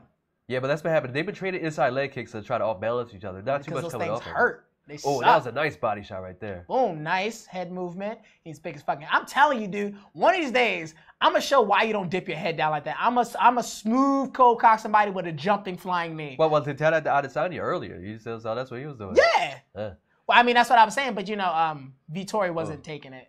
No, this is beautiful. I mean, nice pullback. I have to say, Dustin is really impressing me because he's staying in the pocket. He's doing these inside slips that's really keeping him He's trying available. to go for the takedown so he can rest, but Justin is not giving it to him. Oh, definitely not. Yeah. Gaethje. Is Gaethje Czechoslovakian or what is that? Swedish? I don't know. It's a bunch of consonants. I don't know what that was. It's a bunch of consonants. Shit. But Gaethje has taken the worst of it. You can see. Can I buy a vowel? As this round comes to an end, and Dustin Poirier looks like another. His eye looks like he gouged it out. Dustin Poirier was super surgical. That was a smart strategy. It's like, I'm not going to. Justin Gaethje expects you to stay in range, so that he can come in and blitz you. Damn. So Dustin Poirier decided, I'm going to stay in close. Use my head movements, do an inside slip, go to the body, come with the uppercut. I like how when he took one, he would give it back. I said I didn't mean to cut you off. Oh no, but that's true. That's been a strategy this fight. It's like he took a kick and he's like, bitch, He used that Thai style of thinking. It's like, all right, what you give me, I'm gonna give back in spades. Yeah, take one, give one. Exactly. It's like it's like, bitch, motherfucker, how dare you? No, this is a very good fight. The question is, can both of these fighters hold that pace? No, I don't believe either fighter. Yeah, none of them are Cain Velasquez. Nah, shoot. That may go to court. Every quarterback shoot you up in the forehead, vein. Like, here's a little boost for you. His little HGH, a little Dr. Feel Good, bang, right in the forehead. There you go. What is it? Tyrannoball? I don't know. Tyrannoball? Tyrannoball. You get a Tyrannoball chewable. Get a little gummy chewable. How long does it take that thing to work, though? Hey, man, we're going to make it work tonight. He said we're going to make it work. I think with all of the high-intensity hormones and, it'll shoot through the system pretty fast. Yeah. You know what I mean? Sorry, I got a dab, sinuses, man. It's all good, man. Oh, man, I can't wait till, but here we go, round two. We're starting to back up right in the beginning, 447, 446, 445. They definitely slowed the pace down a bit. Yeah, and I think Gaethje came to this fight thinking that Poirier was going to be trying to keep range, keep at the end of his punches. He didn't expect Poirier to come in deep and tight with the sharp hooks. He needs to set those kicks up with his punches. Ooh, nice feint. You see, because that's where Gaethje wants to be. He wants to be in those dogfights, those toe-to-toes. Well, he's definitely got more body for it. But Dustin is not. He's not slugging with him, and he knows it. He knows a slugfest with Gaethje he could probably win it, but it's not going to be beneficial in the long run. That was beautiful. Using a southpaw stance. Justin's footwork is very good. Yeah. But he needs to get off his heels when he's circling like that because Gaethje is catching him a little bit. And he's close to the cage too, so if Gaethje blitzes, he's pushed up against that cage. Yeah. He is setting up those slight little soccer ball kicks really, really nice with those punches. Well, he sees a pattern because Gaethje, if he takes too much pressure, he's going to dip down, and that's when Poirier comes up with the kick. He needs to throw with that knee. That's what I'm saying. Flying double knee. Flying knee, man. Yeah. Street Fighter, Alpha 3 style. See, there it is. Gaethje has that wading in style, if he gets under pressure. How many times have people been gouging out of this fight? God damn it. 1,400. 1,400? Yeah. He's like, fuck it, I can take it. He's like, fuck it. But he got one eye closed. He's like, I'm good. I'm good. Fuck. Hey, you do that again, I'm going to fuck you up, all right? Yeah, Herb don't play. Big black man, I will fuck your ass up, though. Herb don't play. It's like, he doesn't. I know where your car's parked. So who out of all the refs, who do you like the most, like out of the UFC? Was it Yamasaki, Herb Dean, John McCarthy? I like Herb Dean. John McCarthy was there from the beginning. He's seen it all, done it all. But I like Herb because Herb talks a lot. So he'd be like, how you doing? You all right? Move it. You got to keep moving. Do something. I like the fact that he's like, okay, I'm in the fight with you. If you don't tell me something, I'm going to stop the fight. Not I'm going to use my judging. He's like, you got to talk to me. If you want to keep fighting, talk to me. So that's why I like his style. refs who do that too because it keeps the fighters more safe. Yeah. It gives them a morale. But it's like, okay, if it goes too far, I have somebody here who can step in and who's going to end it. Because I know in my fights, I'm just like, all right. He's like, you got to move. It's like, okay, I'm still awake. Okay, the ref is like, I'm awake. I'm not dead. The eye started to give Poirier some trouble. Damn. Yeah, he's mad. He's big mad. Yeah. Poirier's more vulnerable on his left left my side. Goddamn eye. It's strange. He's been more vulnerable on the opposite side of the strike. There he goes. He got caught on the bad side again. Gaethje needs to do a little bit more head movement. A lot more head movement. He's getting caught a lot. You're right. Yeah, he keeps ducking down to his right, and Poirier keeps timing in with that left high kick. Well, he's getting punched with jabs and stuff too, and he's not moving his head. He keeps trying to paw it. He's reaching too far for that jab, And nice. okay. But Yeah. Dustin is doing very good ring control, and every time he takes a hit, he gives it back just as good as he gets it. He hits Gaethje at least 4 times to his 1 leg kick. Yeah, but Gaethje has learned a lot more. There's maybe consequence of what you talked about earlier. Poirier keeping his hands up so high in the first round, it's starting to drop down, and Gaethje's coming over the top. Well, it's hard to keep those hands up that long, especially when you're throwing a Oh, right to the calf. So you motherfuckers need to stop kicking people's calves. That shit hurts. Get over it. No, man, that shit hurts, man. I'm gonna do it next practice. No, fuck that shit, man. You just gotta take it, build up a tolerance. I'm gonna have bulletproof calf cuffs. Fuck y'all. Damn! He he felt came back with his own. Yeah, he felt that. He didn't do the calf. He hit him right in the inside leg. He felt that too. Damn. Yeah. Now. Damn! Did it again. Oh, and that's he felt it. You can see he doesn't like that. He gonna do it again. You better put your leg back before he does it again. Yeah, there's a lot of weight on the front foot from Poirier. Yeah, he's in a classic boxer stance too. So it puts a lot of weight distributed. Oh, he actually hopped on his leg a little bit right there. Yeah, you can see him hopping on that right leg. He actually switched stances for a second. Oh, and he came over top of the left hook. Nice swivel head movement though. Okay, we're 2 minutes into the 2 minutes left in the second round. Whoa, a second round. It's hard to believe they've done so much already. Right, exactly. It's been only 10 minutes. So if they don't get fight of the night off of these 2 rounds, then I don't think they deserve fight of the night. Oh, they gonna get it. If this keeps going. Yeah, because Gaethje will not stop, and Poirier is precise. I mean, I think he's very, very efficient in his movement. I think he can continue the striking barrage. Think so? Yeah, because he's using his body to throw the punches, but he's not turning completely over. It's almost like he's only moving just enough. So he has enough torque in his hips to punch and then move out, punch and move out. He's not overcommitting. I think that's a good idea considering how many rounds they have to do. Yeah. But he's not They got another 15 minutes of fighting. Yeah, he's not overcommitting at all. Meanwhile, Justin Gaethje is throwing the kitchen sink at him. Big bombs. But look at Justin versus Dustin. Justin is really tired. You can see his shoulders are starting to slump. He's starting to like throw a lot more sloppy punches. And you're not seeing that high guard, the hands up like you said in the first round. You're not seeing that too much anymore. Well, that's not because of a low guard, the high guard from the beginning of the fight. That's more because he kept throwing those wild haymakers. No, I see. Yeah. Yeah, about a minute left. And I like Justin. I like Dustin because he's doubling up on his punches. He's making triples. He's not just throwing one shot. He's throwing them in punches and bunches, which actually adds up. Justin Gaethje needs to fucking move his head. Now that ain't a part of his program. He's going to eat it. He's going to eat it for breakfast. Going to eat it with chopsticks. Yeah. He'll eat it with chopsticks. Yeah. He'll eat it with that soy sauce. Yeah, but he's going to look for the counter. That's what it is. He'll take a punch and then try to get in. Justin needs to fucking slam his shin right into his fucking leg. Oh, see, he's going for those leg kicks, yeah. I mean, no, Dustin needs to slam his fucking... There we go. Good wrestling. Good defense. Yeah. Damn, okay, nice. Like, he's just taking it. He's not giving a hell. He's just taking it. Oh, I love that.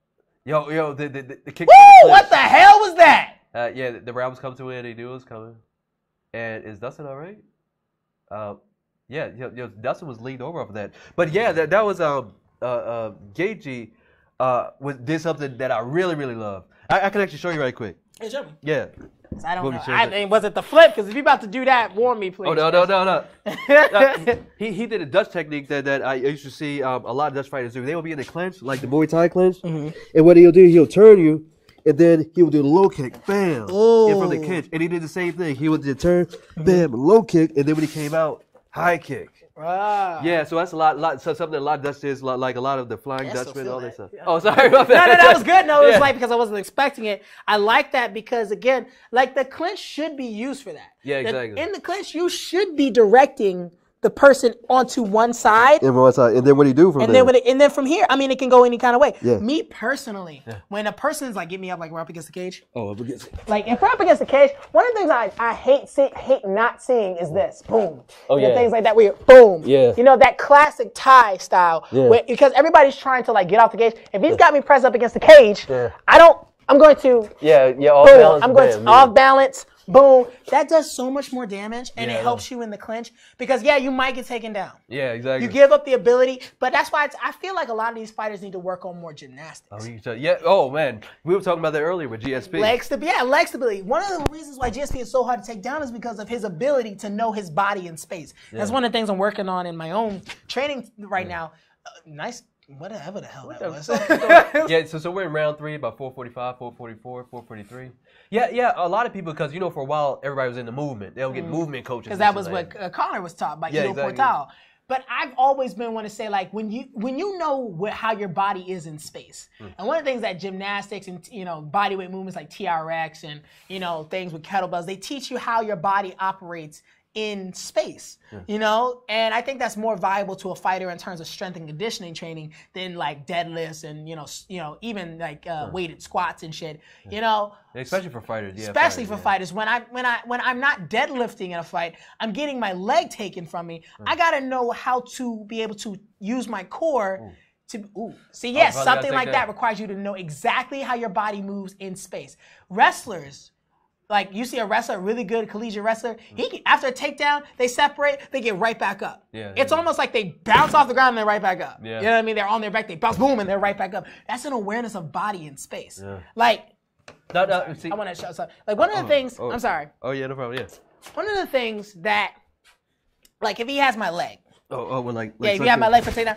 Like, a lot of fighters don't have an awareness of their core strength in space. They do a lot of deadlifts and stuff, but they're not aware of their body in space. So if he really lifts me up, I got to be able to be on my balls and my feet. This is something that you can't get with weight training. Yeah. This is awareness of body in space. And if he's really wrestling me, trying to get me down, I got to be able to have that awareness.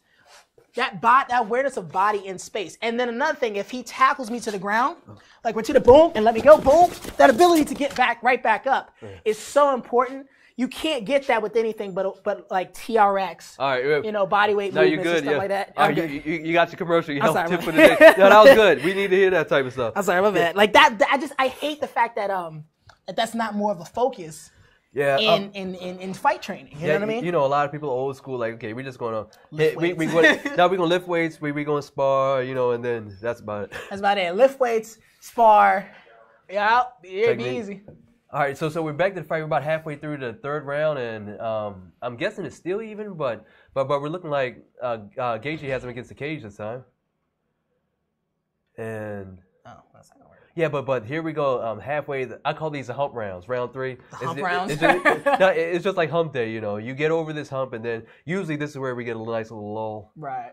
Lull, LOL. Little LOL. Nice little lull in the fight. Little lull. Yeah, but Gaethje is doing the right thing. This is when he gets rough. He's like, okay, we're both tired, but I'm going to prove that I'm mentally stronger than you. Right. So, that mental strength is a big thing that a lot of fighters don't work on, is when they're pushing it in practice. Yeah. Oh, and Gaethje, he's making it nasty. He's making it tough. Poirier, he's been here before, so he's not going to wilt that much. But Gaethje, his mission now is to make him wilt. Is to make him break him. Yeah, exactly. He's not even thinking about out technique, and he's not thinking about grinding him out. He's just thinking about breaking him. That's his goal. It's like that Drago, I must break him. Yeah, exactly. Yeah. And he's going back to that leg kick. As far as technique, that's the one. That's the. He can break you mentally, but as far as, you know, physical technique, that leg kick, it will devastate him over the next 2 rounds. Dustin needs to put some work in terms of, like, being just a savage right here. Like, I'm serious. This is what it is. Justin has no hands up. He has no defense whatsoever. He is just simply like, I'm going to break you. Yeah, that's all he's focused on right now. And honestly, in these later rounds, that's what I think is gonna separate the fighters from the. Yeah, I know the top tier, the people who really go for it, the people who will make their name known, the people fighting for belts. Well, I mean, not even just fighting for belts. I mean, the biggest thing to a fighter, like Mike Tyson said it, like, you know, just the art of skullduggery. You know what I mean? Yeah. Like getting in the fighter's head. And for me personally, like for someone who hits hard, like and know they hit hard, to like not see an ounce of like, you hurt me on the fighter's face, you know. Oh yeah, that's a skill in itself. That's a skill in itself, you know what I mean? And Justin, like I said, his hands are down. He doesn't give a fuck about defense. He's like, you're gonna hit me, I'm gonna hit you harder. But that leg kick, goodness. He's like, what is happening here? Why is he stopping him? Why stop the fight? So I think he kicked him in the nuts. You think he's faking? He didn't kick him in the nuts. No, Herb was like, no, because that's the same way he was bent over in the first round. Maybe they get kicked in the nuts. I don't think he's faking, but I think he's going to milk it. Oh yeah. Eye poke. They both poked each other in the eye. Did they? Look at this. I attack you. You tag me. I mean, he punched him. Justin punched him. Oh, punched him. Okay, he poked him with a punch. Justin poked him with a punch. Yeah. Oh, yeah, he poked him with a punch, but Dustin poked him with a poke. Yeah. Justin Gaethje poked Dustin Poirier. Man, I told you I was going to fuck with Dustin, all of them cussing. Man, all them cussing. Hold up, we're going to keep my freestyle. Dustin. Okay, we're about to lose wheels. I didn't even. I wasn't even gonna try. Yeah. I'm just letting you. Uh-oh. Whoa! What It took away happened? 1 point. Yo, that is Really? serious. Is this what's happening right now? When people lose points, that's how draws happen. You know. Yeah, man. And the crowd's not happy, of course, and He's like, give me the hate. Yeah. Give me the hate. I don't give a fuck. And of course, Dustin Poirier definitely not. Is that blood or sweat? Like, I don't know what's running down his stomach right now. Oh, he's getting the doctor. It looks like. Oh shit. And, Right in. He did that on purpose.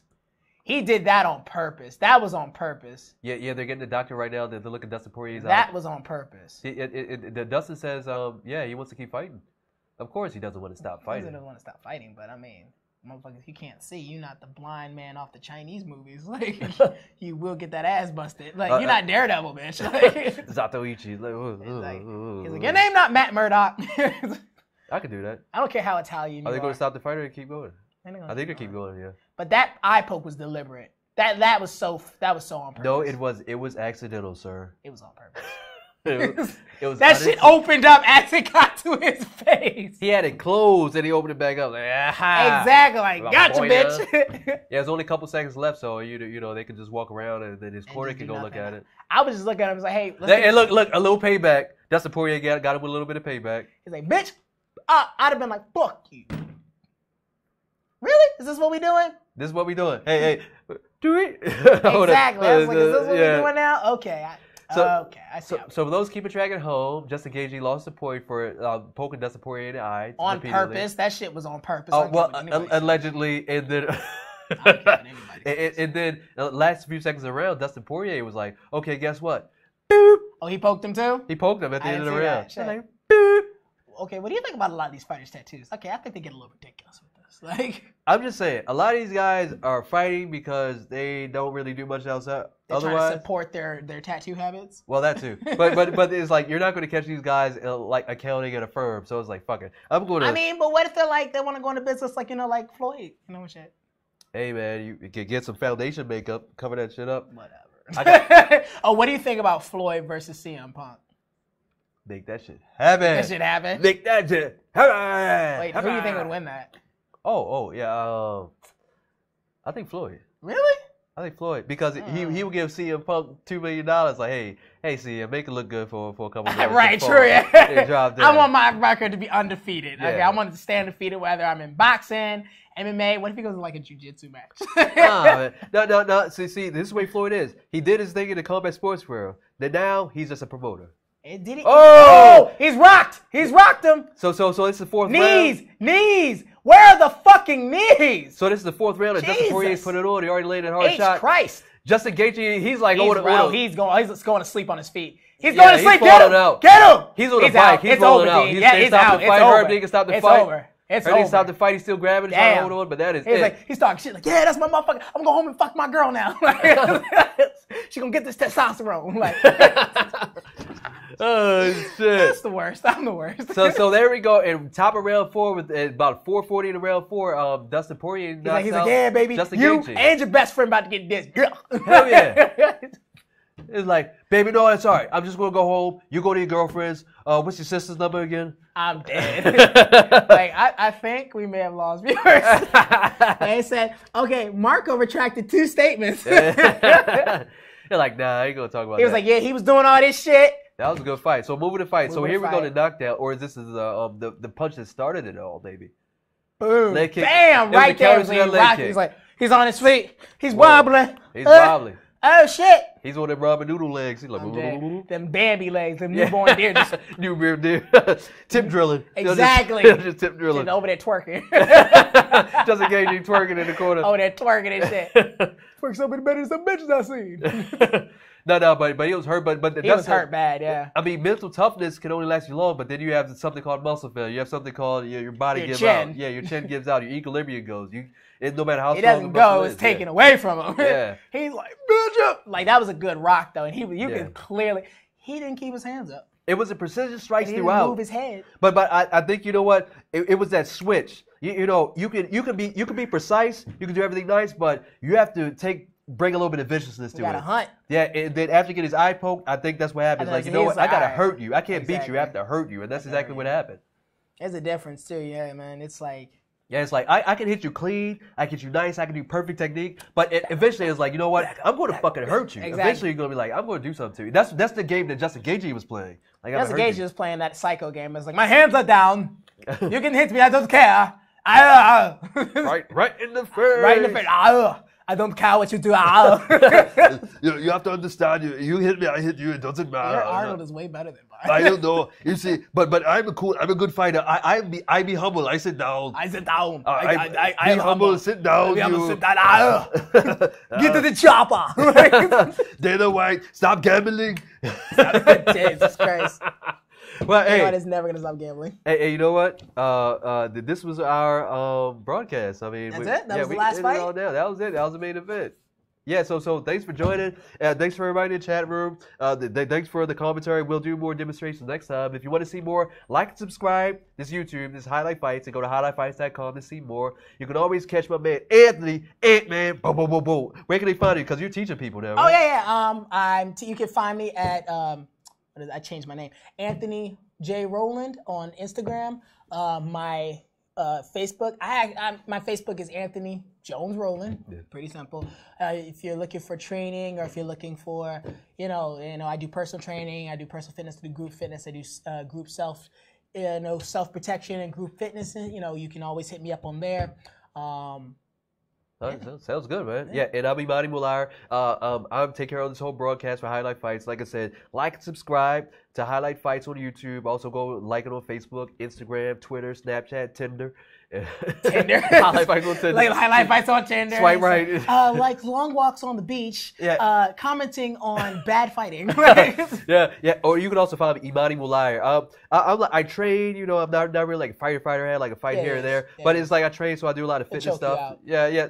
But you can check me on Instagram. I do like the old people workouts. Like the stand up, sit down, stand up, circle, the knee circles. The knee circles. Yeah. So hey man, don't fake on those. Those are great. Yeah, I do that. The older I get, the more those become prevalent. Yeah, no, all the weak shit. We was like, man, this shit ain't good. Yeah, I do all that. I do these arm circles. Yeah, I do all that stuff. Raise the roofs. Raise the roofs. Yeah. I mean, this is muscle, but I gotta I'm like a Corvette. I gotta take time to warm it up. Thank you. Yeah, exactly. I ain't a Ferrari no more. I'm getting old out here. What you saying? I'm a Winnebago. I'm a Pinto. Pinto. Gotta take some time. Gotta check the old oil ring. I gotta warm it up. No, but yeah, so you can check out my Instagram for those. Oh, so for those who didn't see, but Dustin Poirier is right underneath of Max Holloway and Donald Cerrone since 2011 for the most UFC finishes in history. Yeah, he's a man.